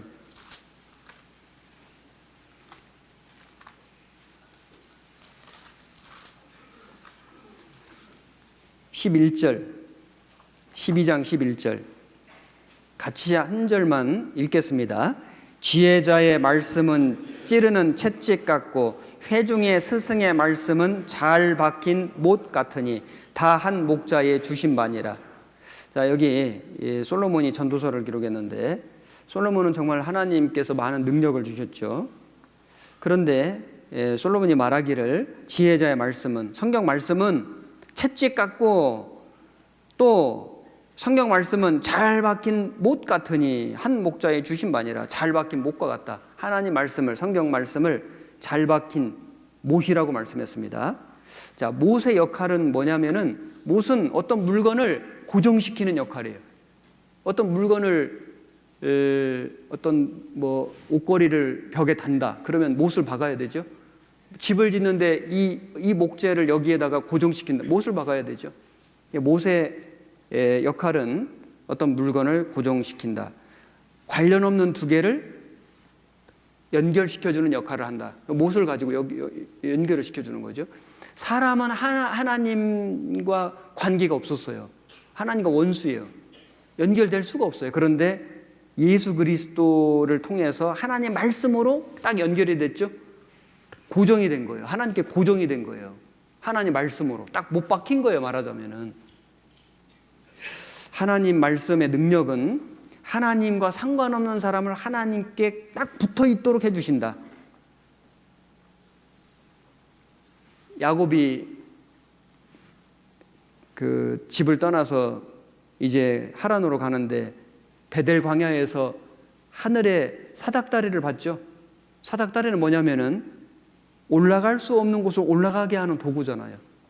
이 사닥다리가 요한복음에는 예수님이라고 되어 있는 겁니다. 예수님. 그런데 예수님은 중보자잖아요. 그래서 하나님과 우리 사람을 중보해 주시는 분이에요. 사람은 하나님께로 갈 수가 없어요. 하나님 나라에 갈 수가 없는데 예수님을 통해서 가는 거예요. 예수님의 그 말씀, 하나님의 말씀은 못과 같다. 구원도 하나님 말씀으로 구원을 받은 거예요. 그래서 하나님과 상관없이 살던 내가 이 말씀을 통해서, 복음의 말씀을 통해서 하나님하고 딱 연결되어 있어요. 못 박힌 거예요. 떨어질 수가 없어요. 구원받은 이후에도 우리는 이 하나님의 이 못과 같은 말씀을 계속해서 배움으로써 더 단단히 하나님께 연결될 수 있다. 우리의 모든 삶이 하나님과 연결될 수 있다. 우리의 운명이 연결된다. 쓰임을 받는다. 사도행전 20장을 찾아보겠습니다. 사도행전 20장.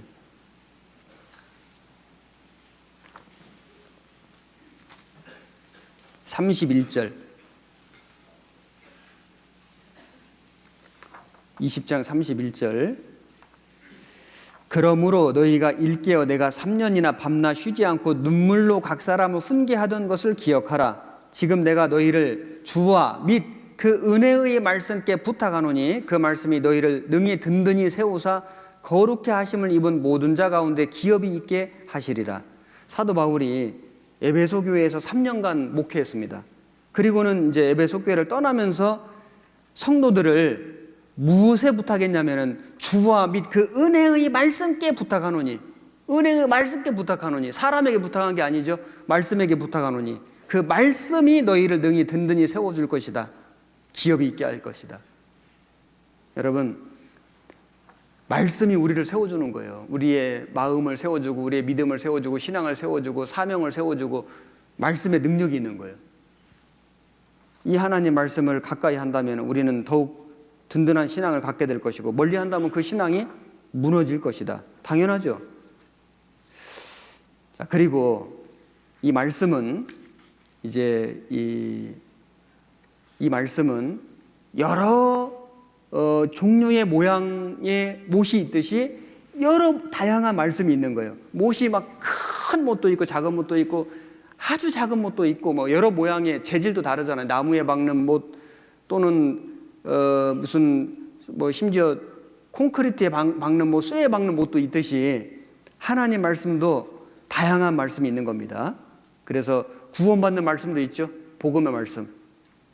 그리고 또 그 다음에 신앙생활을 하기에 필요한 말씀도 있고, 교훈해 주시는 말씀도, 책망의 말씀도 있고, 여러 불유에게 주시는, 뭐 유대인에게 주신 말씀도 있고 이방인에게 주신 말씀도 있고 교회에게 주신 말씀도 있고 구원받지 못한 사람에게 주시는 경고의 말씀도 있고,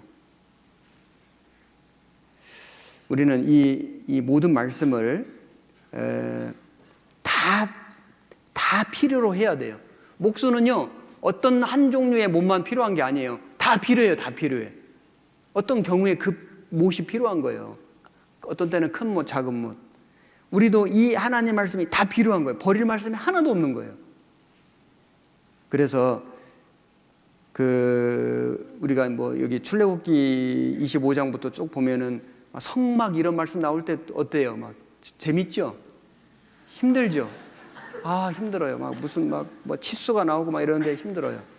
제가 천안교회에서는 제가 성막에 대해서 주일날 몇 번에 나누어서 지금 공부를 하고 있는데, 그런데 성막의 말씀 같은 것을 우리가 읽을 때 무조건 읽지 말고 성막에 관련된 자료들을 좀 이렇게 관련된 책을 이렇게 참고로 보면서 읽으면 훨씬, 물론 우리 교회에서 검증된 책 있어요. 도서관에 가시면 거기 우리 뭐라 그러지? 서적부에 가면은 그 검증된 도서들이 있어요. 그런 책들을 이렇게 참고로 보시면서 읽으면 훨씬 유익할 거예요. 하나님 말씀이 에스겔서 같은 경우도 뒤에 뭐 성전 이런 게 나오는데 굉장히 복잡해요. 힘들어요. 뭐 읽기가. 하지만은 그런 모든 말씀도 우리에게 다 필요해서 유익해서 주신 거예요. 그래서 어떤 말씀도 그냥 건너뛰지 말고 처음에는 그냥 쭉 읽어 나가요. 쭉 읽어. 이해가 안 돼도 괜찮아요. 쭉 읽어요. 그냥 읽어요. 그 다음 또 읽어요. 그 다음 또 읽고. 읽다 보면은 뭔가 그 중에서 내가 건지는 말씀이 있어요. 그리고 계속 말씀을 듣잖아요. 들으면서 깨닫는 말씀이 있어요. 그리고 신앙생활을 이제 여러 해 하다 보면은 어떤 말씀을 좀 연구할 필요가 있어요. 그래서 참고 서적, 뭐 성구사전이라든지 성경사전이라든지 검증된 필요한 책들을 통해서 조금 더 자세하게 연구해 볼 수도 있죠. 다 필요한 말씀이에요. 그리고 이 말씀을 우리는 우리 마음속에 깊이 새겨야 된다. 히브리서 2장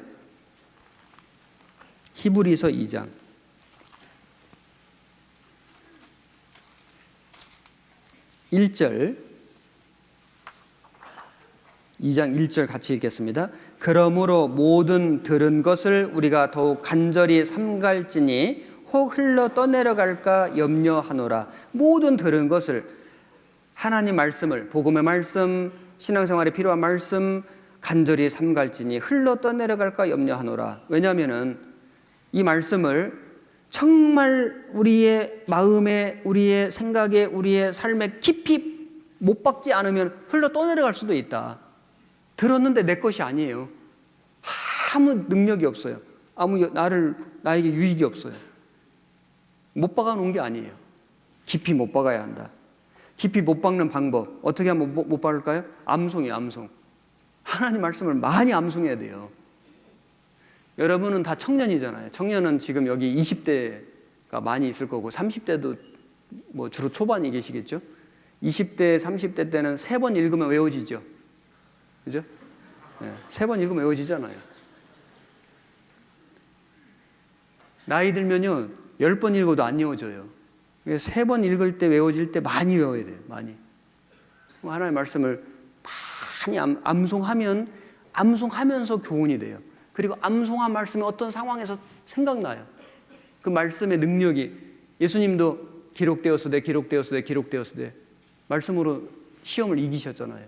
여러분, 내 마음에 마귀가 찾아올 때, 나를 시험할 때 이길 수 있는 하나님 말씀을 많이 기억하고 암송하고 있어야 한다. 이거 정말 중요해요. 깊이 새기는 거예요. 못 박는 거예요. 자, 그리고 성경을 좀 공부하는 구체적인 방법을 몇 가지 말씀드리면,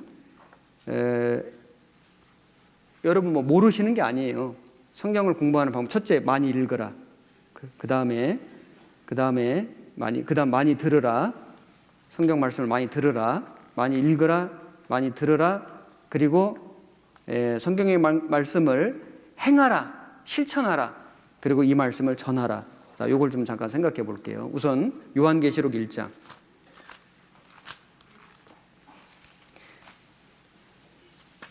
사실은 성경에 왕도가 없어요.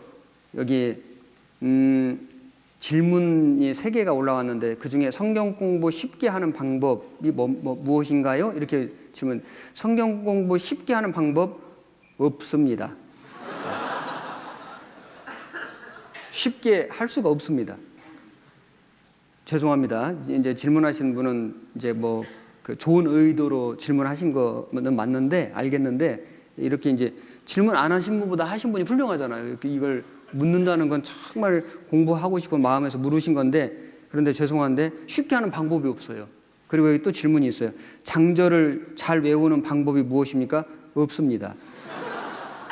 이거 뭐 어떻게 하면 잘 외울까요? 그냥 무조건 외워야 돼요. 쉽게 할 수가 없어요. 쉽게 되지가 않아요. 학문의 왕도가 없어요. 성경 공부의 왕도가 없어요. 쉬운 길이 없어요. 지름길이 없다고요. 계시록 1장 3절 같이 읽겠습니다. 이 예언의 말씀을 읽는 자와 듣는 자들과 그 가운데 기록한 것을 지키는 자들이 복이 있나니 때가 가까움이라. 여기 보면 읽는 자와 듣는 자들과 지키는 자들이 복이 있다. 그래서 먼저는 읽어야 됩니다. 들어야 됩니다. 그 다음에 행하여야 되는데 어떤 거북이는 500일 동안 음식을 먹지 않아도 죽지 않는 거북이가 있대요. 거북이 교인이 되면 안 된다. 500일 동안 성경 안 읽어도 잘 교회 나온다. 이거 완전 거북이 교인이에요. 사실 이게 불가능하거든요. 성경을 읽는 유형은 한약형이 있대요. 먹을 때는 무지하게 쓴데 몸에 좋다니까 억지로 먹는. 막 읽는 건 너무 힘든데 어쨌든 이게 우리 신앙생활에 유익하다 그러니까 참고 읽는 거예요. 그래도 한약 먹듯이라도 읽어야 되죠. 현미밥형이 있다는데 맛은 없지만 참고 먹음. 이것도 마찬가지인데 처음에는 맛이 없어도 현미도요. 처음엔 맛이 없어요. 그런데 계속 현미를 먹어보면 현미 맛을 느끼게 돼요. 익숙해져요. 성경도 마찬가지입니다. 아이스크림형이 있대요. 달콤하게 읽음. 근데 처음부터 이렇게 되지가 않아요. 한약 먹듯이 현미밥을 먹듯이 점점 나중에는 달콤하게 읽어진다. 처음부터 그런 게 아니에요. 그래서 말씀을 읽어야 되는데 말씀을 읽는 방법 정기적으로 읽어야 된다. 그래서 일용할 양식이잖아요. 일용할 양식. 만나는 매일 아침에 주신 거예요. 다음 날 되면은 썩어서 먹을 수가 없는 거예요. 그래서 매일 읽어야 된다. 매일. 여러분 성경 읽기표 있잖아요. 요즘에는 종이로 된 거 말고도 여기 우리 스마트폰 어플에 성경 읽기표 있잖아요. 그걸 매일매일 체크해서 1년에 기본 1독. 우리 천안교회 지난주에 임원 수련회를 했는데 임원들이 우리 청년 임원들이 그랬구나. 청년 임원들이 청년들 모든 청년 1독 기본 1독 임원들은 청년 임원들은 2독 회장단은 3독. 그래서 내가 그 말 듣고 전도인은 그럼 한 5독 해야 되겠네. 근데 마음 좋죠, 그죠? 우리 우리 교회도 모든 성도 1독 기본 임원들 2독 하기로 다 막 결의했어요. 여러분 그렇게 하려면은 성경을 하루에 3장에서 4장씩을 꼬박꼬박 읽어야 되는데 이독하는 방법이요. 처음부터 끝까지 한번 읽고 다시 또 끝까지 읽는 방법도 있지만 이런 방법도 있어요. 요한계시록 1, 2, 3, 4장을 2번 읽는 거예요. 한 번 읽고 한 번 더 읽어요. 그러면 한 번을 읽으면 2번 읽는 셈이 되죠. 그렇게 읽는 방법도 있어요. 어떤 분은 성경을 1년에 5독도 하고 10독도 하는데 같은 장을 5번 읽어요. 그러면 더 깊이 묵상이 되겠죠. 어쨌든 그건 뭐 개인별로 차이가 있다고 생각하는데 어쨌든 성경 기본 1독을 해야 한다. 규칙적으로 읽어야 한다. 시간을 투자해야 한다. 몸과 마음이 피곤하지 않은 시간을 할애해야 한다. 자기 할 일 다 해놓고 완전히 지치고 피곤한데 그제서야 성경 읽어야지 이러면 성경이 안 읽어지죠. 피곤하지 않은 몸과 마음이 피곤하지 않은 시간을 할애해야 한다. 그리고 여건이 허락되면 큰 소리를 읽는다. 가능하면 좀 이렇게 소리 내서 읽는 것도 도움이 될 거예요. 문맥을 살피고 읽는다. 그냥 무조건 읽는 게 아니고 문맥을 살피고 뜻을 생각하면서 읽는다. 신구약을 골고루 읽는다. 먼저 신약을 읽는다. 성경을 깨끗하게 보존하려 하지 말고 색칠과 메모하면서 읽는다. 메모도 하고 색칠도 하고. 괜찮아요. 하나님이 야, 내 책이 왜 이렇게 낙서하냐 이렇게 하나님 뭐라 안 하시죠? 아니, 성경 여기 여백 성경 이런 거 있잖아요. 여백 성경에다가 저도 여기 여백에 일부러 여백 성경을 저는 바꾸면서 이거 바꿨는데 여기에다가 정말 필요한 말씀들을 계속 이렇게 메모하면 나중에 읽으면서 계속 그 말씀들이 묵상되거든요. 중요한 말씀은 암송한다. 어려운 말씀은 일단은 넘어간다. 왜냐하면 그거에 붙잡혀 있으면 진도가 안 나가잖아요. 그리고 질문한다. 질문하면 돼요. 궁금한 것이 있으면 해결하고 넘어가면 되죠. 성경 66권의 목차를 외운다. 순서를 좀 외운다. 복음 구절을 암송한다. 전도할 때 큰 힘이 됩니다. 성경을 읽는 유형을 누가 자동차로 비유해서 말했는데 정속 주행 꾸준하게 지금 잘 읽고 있어요. 그 어플에 보면은 몇 퍼센트가 읽어지고 있다는 게 다 표시되죠. 정속 주행, 정차, 차 세워놓고 지금 안 움직이고 있어요. 주차 계속 주차돼 있어요. 딱지 뗐어요. 견인 차가 없어졌어. 성경이 사라졌어요. 어디 있는지 몰라. 빨리 가서 찾아와야 되죠. 그리고 말씀을 잘 들어야 됩니다. 요한계시록 2장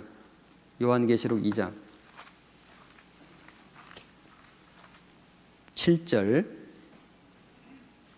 귀 있는 자는 성령의 교회들에게 하시는 말씀을 들을지어다. 그리고 11절 귀 있는 자는 성령의 교회들에게 하시는 말씀을 들을지어다. 17절도 귀 있는 자는 성령의 교회들에게 하시는 말씀을 들을지어다. 29절, 3장 6절, 13절, 3장 22절 계속 같은 말씀이 반복돼요. 7교회 아시죠?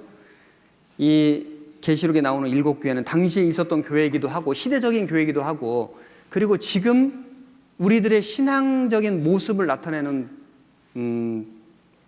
교훈도 주셔요. 그런데 공통점이 뭐냐면은 귀 있는 자는 성령이 교회들에게 하시는 말씀을 들을지어다. 이 육신의 귀만 아니라 하나님 말씀을 듣고 깨닫는 귀, 영적인 귀요. 성령이 누구에게 말씀을 주셨어요? 교회들에게 하시는 말씀을 들을지어다. 교회를 통해서 주시는 말씀. 성령이 지금 무슨 환상을 통해서 무슨 계시를 통해서 우리에게 말씀을 주시는 게 아니고 교회를 통해서 말씀을 주시는 거예요. 여러분, 제가 코스타리카 얘기도 했고 파나마 얘기도 했는데 뭐 아프리카 여기 선교 다녀오신 분들 많이 계실 거예요. 뭐 남미에 또는 뭐 필리핀에 뭐 몽골에 여러분 하나님의 복음의 말씀을 전하는데 사람들이 구원을 받아요. 구원을 받고 신앙생활을 해요. 또 전도를 해요. 교회가 세워져요. 사도행전의 역사가 지금 우리 교회를 통해서 전 세계에 계속 나타나요. 너무 확실한 증거죠. 우리 교회에 주님이 역사하고 성령이 역사한다는 증거는 구원받는 역사가 계속 나타나요. 아니 이거보다 더 확실한 증거가 뭐가 있어요? 너무 확실한 거예요. 그러면 하나님 말씀을 어디서 들어야 되냐? 교회를 통해서 들으시면 돼요. 그런데 요즘 뭐 인터넷 유튜브 막 이런 데 들어가서 뭐 다른 말씀 있잖아요. 다른 말씀 좀 이렇게 솔깃한 말씀, 좀 뭔가 좀 색다른 거, 유명한 거, 이거요 조심해야 됩니다. 불필요한 시간 낭비고 해로운 것도 많아요. 해로운 거, 하나님의 복음과 상관없는 말씀. 사람의 귀는 솔깃하게 할 수 있지만 영혼을 구원하지 못하는 말씀. 심지어는 하나님 말씀을 완전히 왜곡해서 가르치는 잘못된 말씀도 아니죠. 그런 거에 현혹되면 안 됩니다. 교회들에게 하시는 말씀을 들을지어다. 충분합니다. 말씀이 부족해서 신앙생활 못하는 게 아니에요. 그래서 교회를 통해서 주시는 모든 말씀을 잘 듣는 것 너무 중요하고, 그리고 메모하는 것. 하나님의 말씀을 배울 때 이렇게 우리가 전도 집회할 때는 메모하지 말고 잘 들으라 그러는데 노트가 구원받는다고. 그런데 구원을 받은 뒤에는요 좀 이렇게 성경 강연이든지 뭐 설교 말씀이든지 좀 이렇게 간략하게 좀 썸머리해서 메모하는 것이 도움이 돼요. 그냥 가만히 듣는 것보다 좀 이렇게 메모하면서도 이렇게 집중이 되고, 그리고 메모한 말씀을 다시 복습할 수 있잖아요. 그리고 이게 훈련도 돼요. 어떤 말씀을 딱 정리하는 훈련도 돼요. 그래서 성경 노트를 가지고 이렇게 메모하면서 말씀을 배우는 방법, 복습하는 방법. 새김질 쪽발 아시죠? 말씀을 계속 새김질하는 거예요. 그러면 쪽발로 나타나요. 새김질과 쪽발을 동시에 하는 짐승이 정결한 짐승인 거 아시죠? 말씀은 너무 잘 듣는데 세상과 구별이 안 돼요. 그건 뭔가 잘못됐어요. 세상하고 구별은 딱 돼서 교회 안에 사는데 말씀을 멀리해요. 이것도 정상이 아니에요.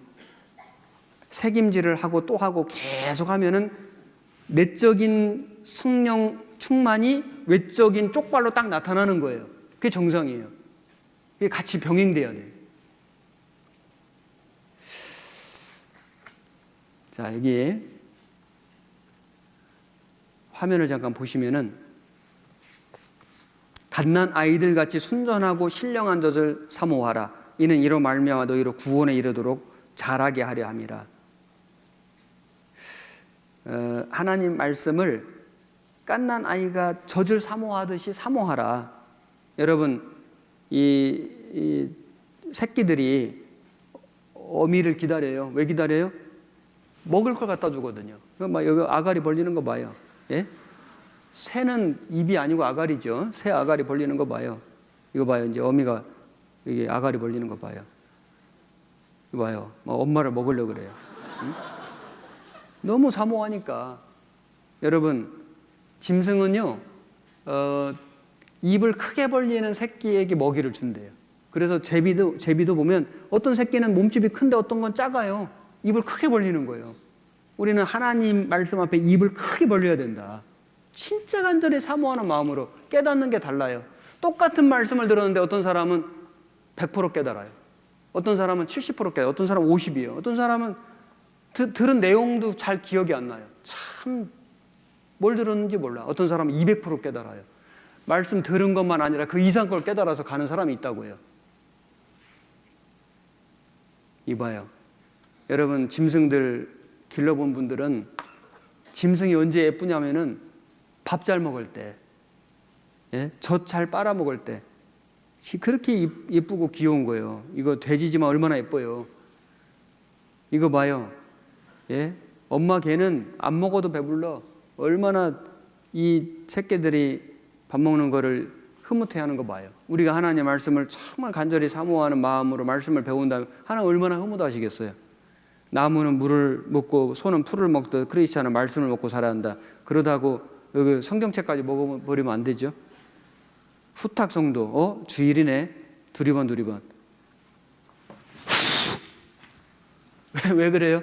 아니, 일주일 내내 쳐다보질 않았어요. 먼지가 가득 쌓였어요. 후탁성도가 되지 맙시다. 봐요. 이거 어떤 목사님 성경책인데 내가 너무 신기해서 사진 찍어놨어요.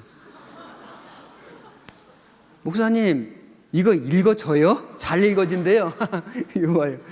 야, 참 그래요.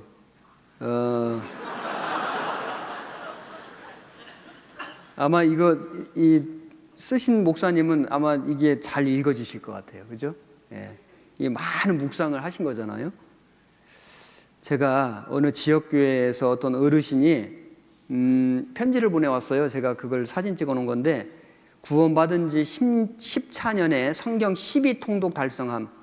1년에 12통독을 했다는 거예요. 여기, 아이고, 죄송해요. 구원받고 10년 만에 주님 권능 말씀 화합으로 매월 1독 이상, 연간 12독 달성, 매일 10시간 이상씩 독서, 수면 5시간 이내, 이 시대 우상인 3가지 문명기기 퇴치, 인터넷, 스마트폰 결별, TV 시청 억제. 야, 원칙 매일 수면 5시간 이내. 여기 그래서 이렇게 이제 여기 보면은 1도, 2도, 3도, 4도, 5도 해서 이제 12도 한 걸 쭉 얘기를 했고 써놨고 여기에다가 66권을 또 필사를 했어요. 중생 13년 기념하려고 필사를 했는데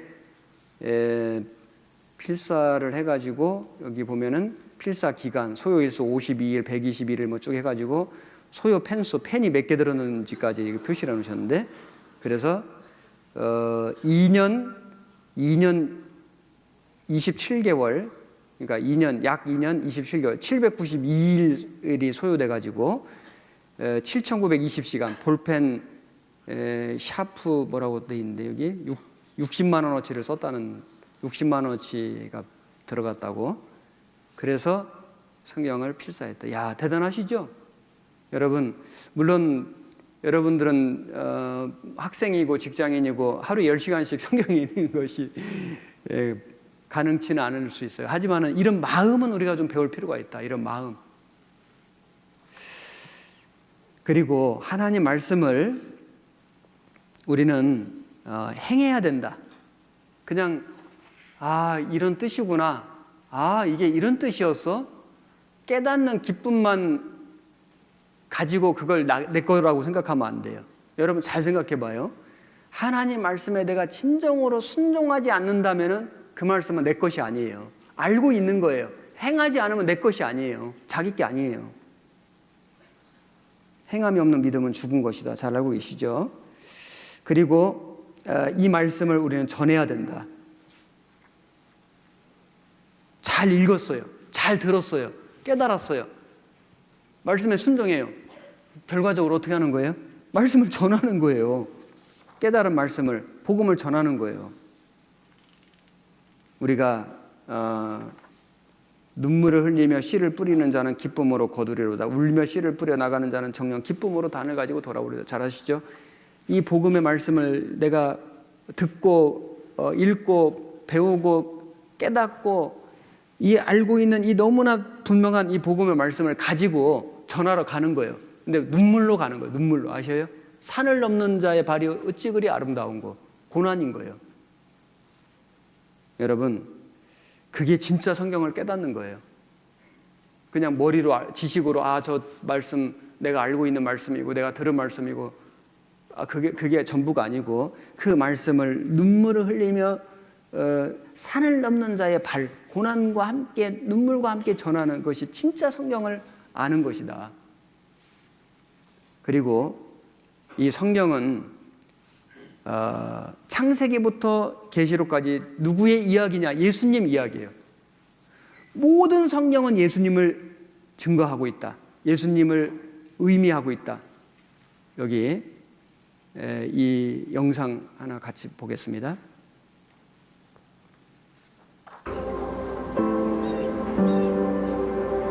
The Bible is not a series of disconnected stories.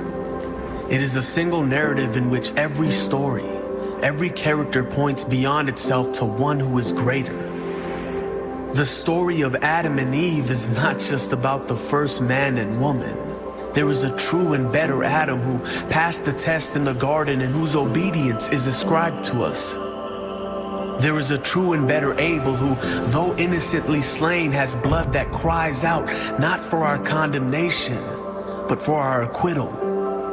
There is a true and better Abraham who answered the call of God to leave all the comfortable and familiar and go out into the void to create a new people of God.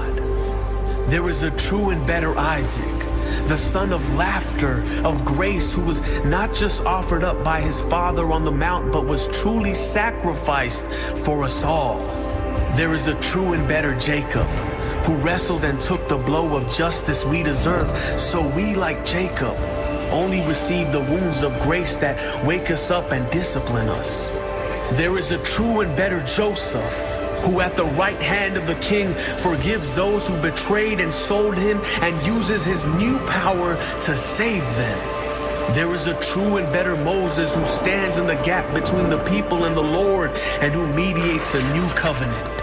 There is a true and better rock of Moses who, struck with the rod of God's justice, now gives us water in the desert.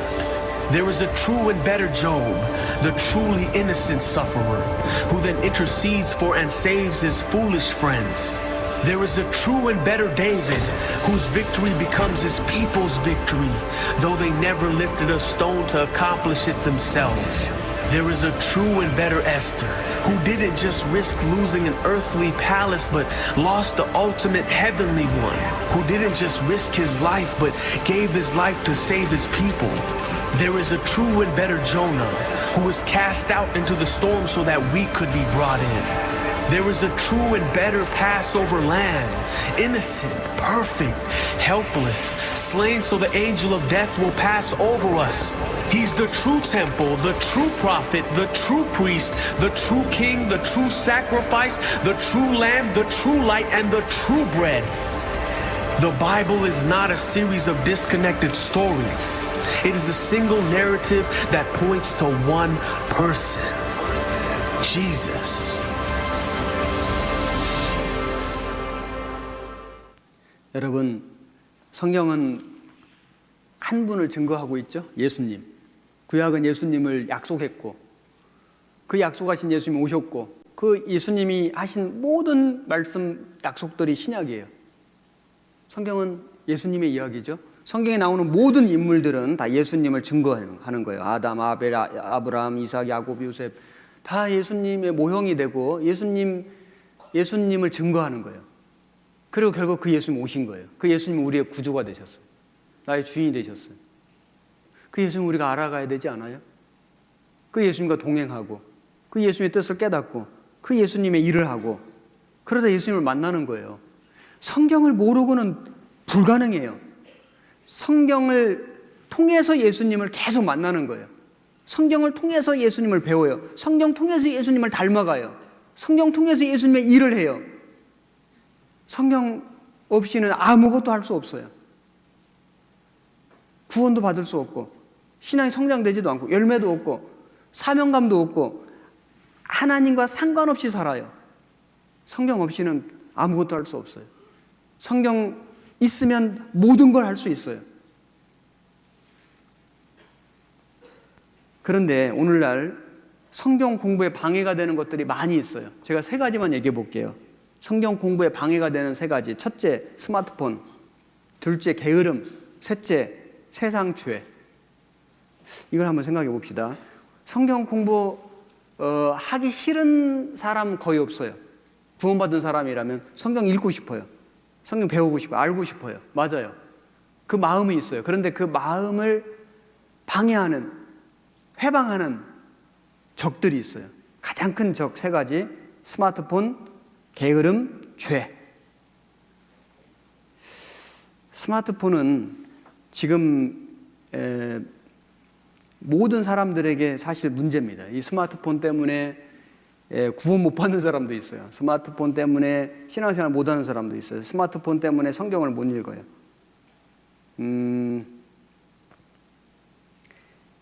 존 파이퍼 목사님이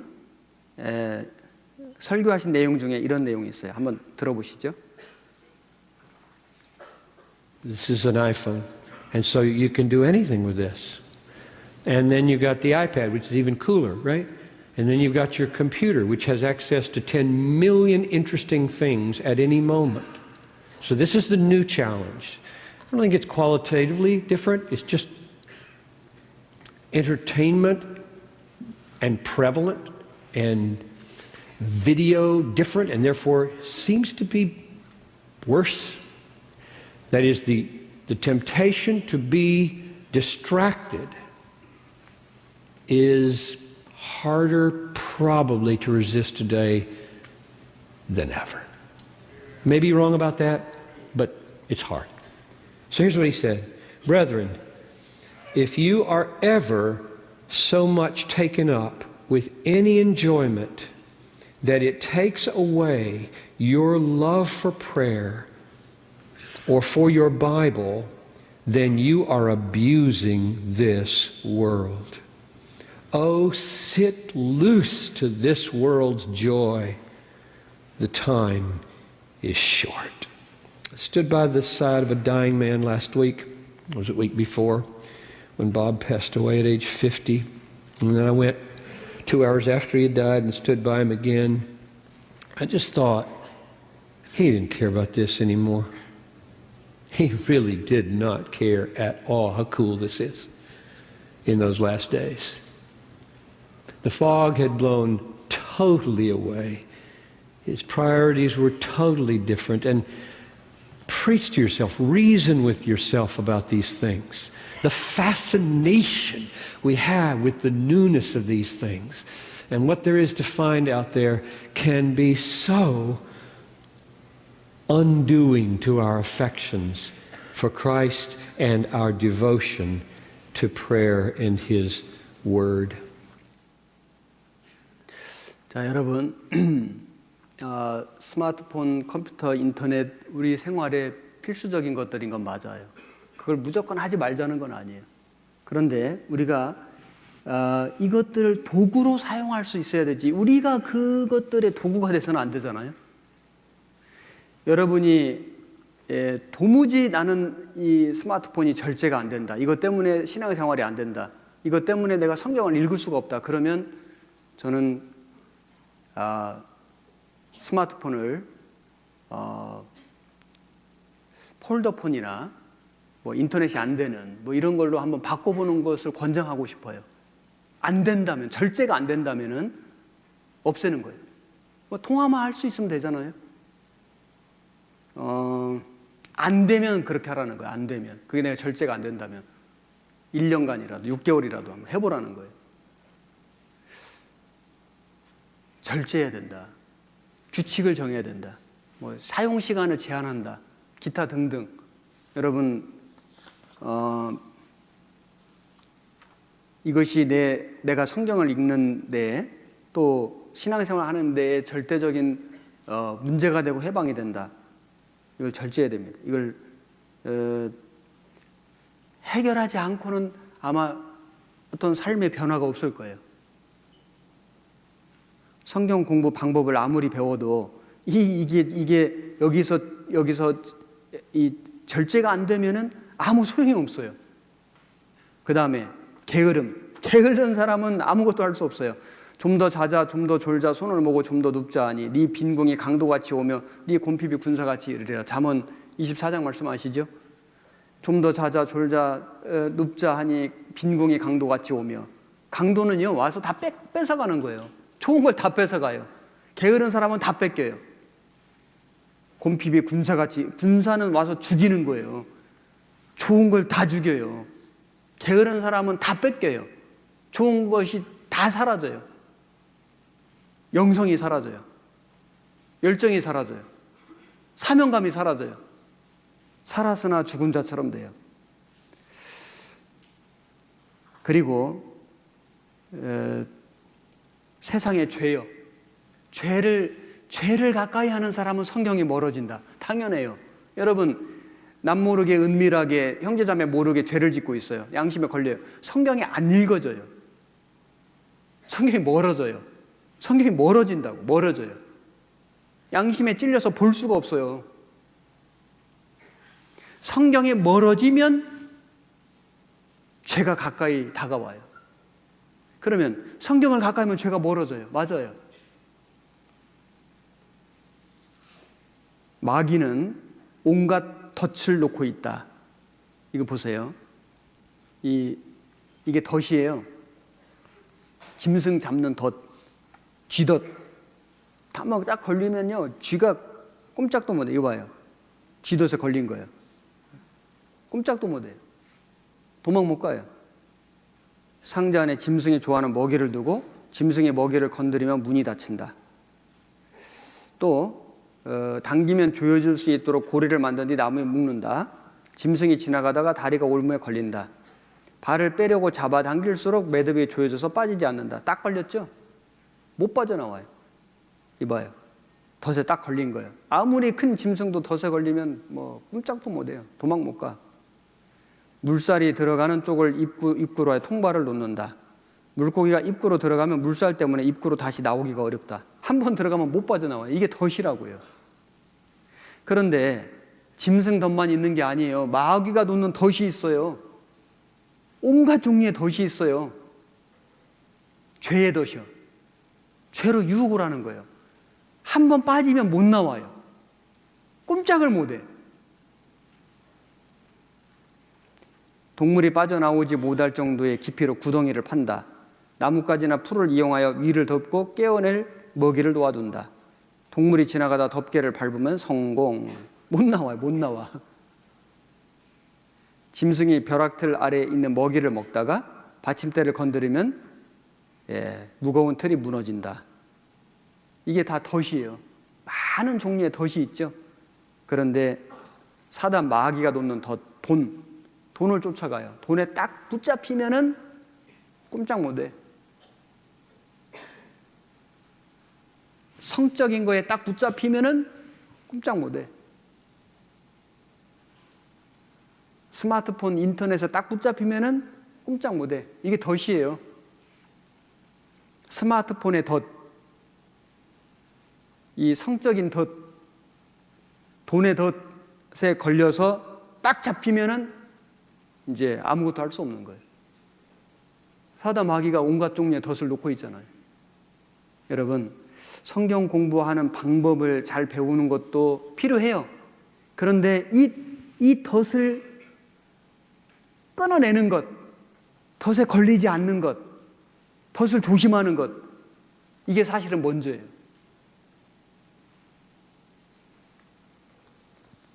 그리고 사단 마귀는 사람을 유혹할 때 이렇게 한대요. 주로 쓰는 말, 누구나 다 하는 일이다. 너만 하는 거 아니야. 남들도 다 해. 그리고 이 정도는 괜찮아. 이 정도는 괜찮아. 그리고 딱 한 번만 해봐. 딱 한 번만. 넌 내 거야. 이렇게 된다는 거예요. 이 마귀의 유혹에 넘어가면 안 되죠. 많은 사람이 마귀 유혹에 넘어갑니다. 여러분, 우리가 이 사단 마귀의 유혹을 이기기 위해서 어떻게 해야 되냐? 디모데후서 2장 찾아봅시다. 디모데후서 2장 22절.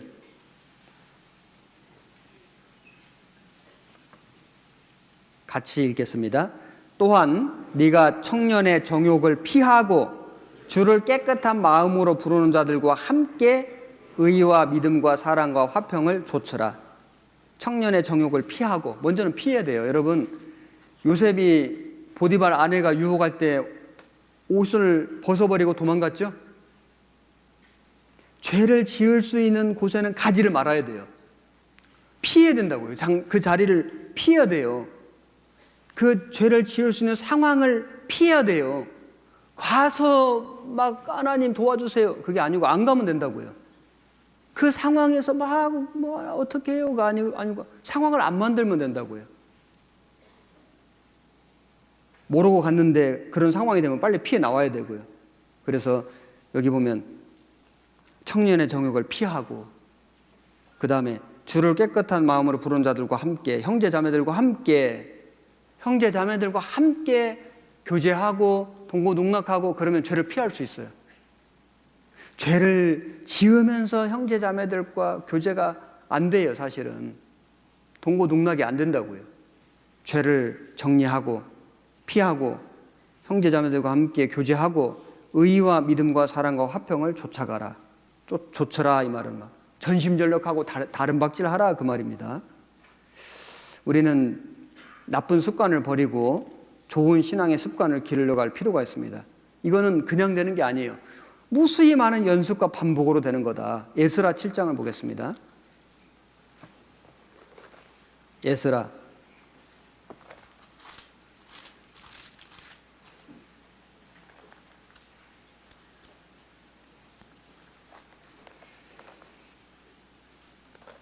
7장 6절. 이 에스라가 바벨론에서 올라왔으니 저는 이스라엘 하나님 여호와께서 주신 바 모세의 율법에 익숙한 학사로서 그 하나님 여호와의 도우심을 입음으로 왕에게 구하는 것은 다 받는 자더니, 이 에스라가 모세의 율법에 익숙한 학사로서 어떻게 에스라는 모세의 율법에 익숙해질 수 있었을까요? 계속 반복적으로 공부하고 연구한 거예요. 여러분, 익숙하려면 계속 반복적으로 해야만 익숙해지는 거예요. 12절, 모든 왕의 왕 아닥사스다는 하늘의 하나님의 율법에 완전한 학사 겸 제사장 에스라에게 조서하노니, 여기 완전한 학사 겸 제사장 에스라에게 하나님 율법에 완전했다고 되어 있어요. 얼마나 많은 말씀을 알고 있는지 에스라는. 우리가 이 하나님의 말씀을 우리가 익숙하게 알아야 되겠다. 익숙하게. 여러분, 다윗이 골리앗과 전쟁할 때 물맷돌 갖고 나갔는데, 그러면 다윗은 물맷돌을 처음 사용했냐? 아니에요. 수없이 자기 양 지킬 때 물맷돌을 사용해서 짐승들을 물리친 거예요. 그래서 이 물맷돌을 가지고 시냇가에 가서 돌을 5개를 골라서 주머니에 넣고 갔어요. 쓰긴 하나만 썼어요. 많은 걸 준비했어요. 여러분, 우리가 하나님의 말씀에 익숙하기 위해서는 얼마나 이 말씀을 가지고 붙들고 살아야 되지 않겠어요? 그냥 익숙해지는 게 아니에요. 어떤 사람은 스마트폰에 너무 익숙해. 안 보고도 해, 막. 얼마나 잘하는지 몰라. 잘하는 게 나쁘다 그 말이 아니고, 그만큼 하나님 말씀에 창념하고 하나님 말씀을 연구해봤냐 이 말이에요. 익숙해야 된다. 하나님 말씀 공부하는 건 너무나 익숙하지 않고, 스마트폰 하는 건 너무 익숙하고, 그건 올바르지 않아요. 공부하는 일에도 또는 뭐 어떤 직장 생활하는 일에도 컴퓨터가 필요하고 인터넷이 필요하고 스마트폰이 필요해요. 아니, 신앙생활에도 스마트폰이 필요해요. 그렇게 활용하는 것이 나쁘다는 말이 아니에요. 그것 때문에 하나님 말씀을 읽을 시간이 없고 하나님 말씀에 창념이 안 되고 익숙하지가 않다면 그건 문제잖아요. 10절, 7장 10절 같이 읽겠습니다. 에스라가 여호와의 율법을 연구하여 준행하며 율례와 규례를 이스라엘에게 가르치기로 결심하였었더라. 여러분, 이 결심을 해야 돼요. 이번 동계 수련회 오셔서 특별히 이번에 또 이 테마 말씀 이거 들었잖아요. 여러분들 마음속에 내가 진짜 이 하나님 말씀을 연구하고 하나님 말씀대로 살고 가르치기로, 이 말씀을 가르치고 전하기로 결심해 보세요. 결심해 보세요. 결심이 중요해요. 마음에 결단을 내려야 돼요. 내가 올해는 1독, 내가 올해는 2독 연구해보자, 한번 공부해보자, 전해보자. 여러분, 구원받은 그리스도인은요, 언제 마음이 뜨거워지냐? 하나님 말씀 들을 때, 하나님 말씀 읽을 때. 언제 감동되냐? 말씀 들을 때, 말씀 읽을 때, 말씀으로 교제할 때 마음이 뜨거워지고 감동이 되고 교제가 회복돼요. 신앙이 회복돼요. 말씀 외에 다른 방법이 없어요. 물론 운동도 하고요, 뭐 같이 맛집도 가고 뭐 괜찮아요. 그것도 필요해요. 하지만 그것으로 마음이 뜨거워지고 신앙이 회복되는 거 아니에요. 마음이 뜨거워지고 신앙이 회복되는 유일한 방법은 성경 말씀이에요. 누가복음 24장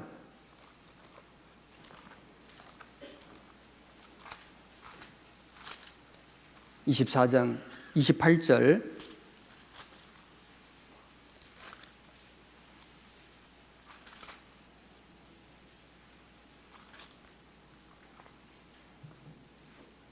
저희의 가는 촌에 가까이 가매 예수는 더 가려 하는 것 같이 하시니 저희가 강권하여 가로되 우리와 함께 유하사이다. 때가 저물어가고 날이 이미 기울었나이다 하니 이에 저희가 함께 유하러 들어가시니라. 저희와 함께 음식 잡수실 때 떡을 가지사 축사하시고 떼어 저희에게 주심에 저희 눈이 밝아져 그인 줄 알아보더니 예수는 저희에게 보이지 아니하시는지라. 32절 한 절 같이 읽겠습니다. 저희가 서로 말하되 길에서 우리에게 말씀하시고 우리에게 성경을 풀어주실 때 우리 속에서 마음이 뜨겁지 아니하더냐 하고.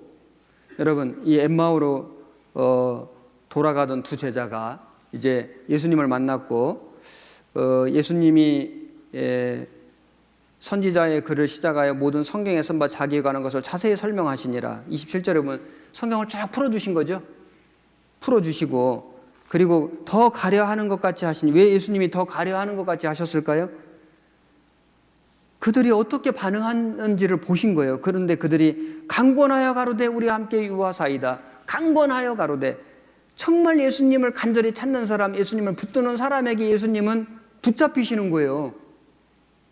정말 성경을 붙잡기를 원하고 성경을 깨닫기를 원하고 성경 공부하기를 정말 예수님을 알기를 원하는 사람에게 예수님이 알려주시는 거예요. 그래서 그들이 나중에 말하기를 길에서 우리에게 말씀하시고 우리에게 성경 풀어주실 때 우리 속에서 마음이 뜨겁지 아니하더냐. 여러분, 구원받은 그리스도인들은 언제 마음이 뜨거워지냐? 하나님 말씀 들을 때, 하나님 말씀을 읽을 때, 하나님 말씀이 깨달아질 때, 하나님 말씀으로 교제할 때, 그때 마음이 뜨거워져요. 진짜예요. 열정이 생기는 거예요. 열심이 생기는 거예요. 해보자, 살아보자, 결단이 되는 거예요. 하나님 말씀으로 되는 거예요. 그래서 그들이 33절에 보면은 그 시로 일어나 예루살렘에 돌아가 보니 11 사도와 및 그와 함께한 자들이 모여 있어 말하기를 주께서 과연 살아나시고 시몬에게 나타나셨다 하는지라. 두 사람도 길에서 된 일과 예수께서 떡을 떼심으로 자기들에게 알려지신 것을 말하더라. 여러분, 이 두 제자가 엠마오로 가다가 다시 예루살렘에 돌아갔잖아요. 신앙이 회복됐잖아요. 교제가 회복됐잖아요. 교회가 더욱 세워졌잖아요. 그들이 서로 그 살아나신 주님 만난 걸 서로 간증하고 교제하고 마음에 부흥이 일어났잖아요. 신앙의 부흥이 일어났잖아요. 교회가 부흥이 일어났잖아요. 우리도 마찬가지예요. 여러분, 하나님 말씀 없이는 신앙생활 자체가 불가능합니다. 내 마음이 좀 뜨겁지 않다. 내 마음이 좀 식어 있다. 내 마음이 냉랭하다. 성경으로 돌아가십시오. 다시 하나님 말씀으로 다시 시작하십시오. 처음 사랑을 회복하십시오. 그리고 성경을 붙들고 살아봐요. 성경을 정말 내 육신의 양식처럼 한번 생각하고 사랑하고 사모하고 간절한 마음으로 읽어봐요. 들어봐요. 그러면 마음이 뜨거워집니다. 그렇게 돼 있습니다. 법칙입니다. 아유, 목사님 저는 안 되는데. 아니에요. 예외가 없어요. 법칙이에요. 음식 먹으면요 배가 불러와요. 이게 법칙이에요. 음식을 먹으면 힘이 생겨요. 그 법칙이에요. 하나님 말씀의 음식이에요. 영의 음식이에요. 먹으면 배가 불러요. 힘이 생겨요. 그래서 이번에 동계 수련회 오신 여러분들, 오늘 제가 성경의 중요성과 성경 공부 방법에 대해서 좀 말씀드렸는데, 여기 오신 분들은 정말 성경을 공부하고 싶은 마음이 있어서 오신 분들이에요. 좋은 마음이죠. 그래서 성경이 얼마나 중요한지 한번 생각해보고, 정말 이 사람마다 방법은 물론 제가 오늘 다 말씀드린 건 아니에요. 여러 가지 다양한 방법들이 있는데 중요한 거는 결심, 정말 결심. 그 다음에 성경 공부를 방해하는 것들을 정리하는 것. 이게 우선순위예요.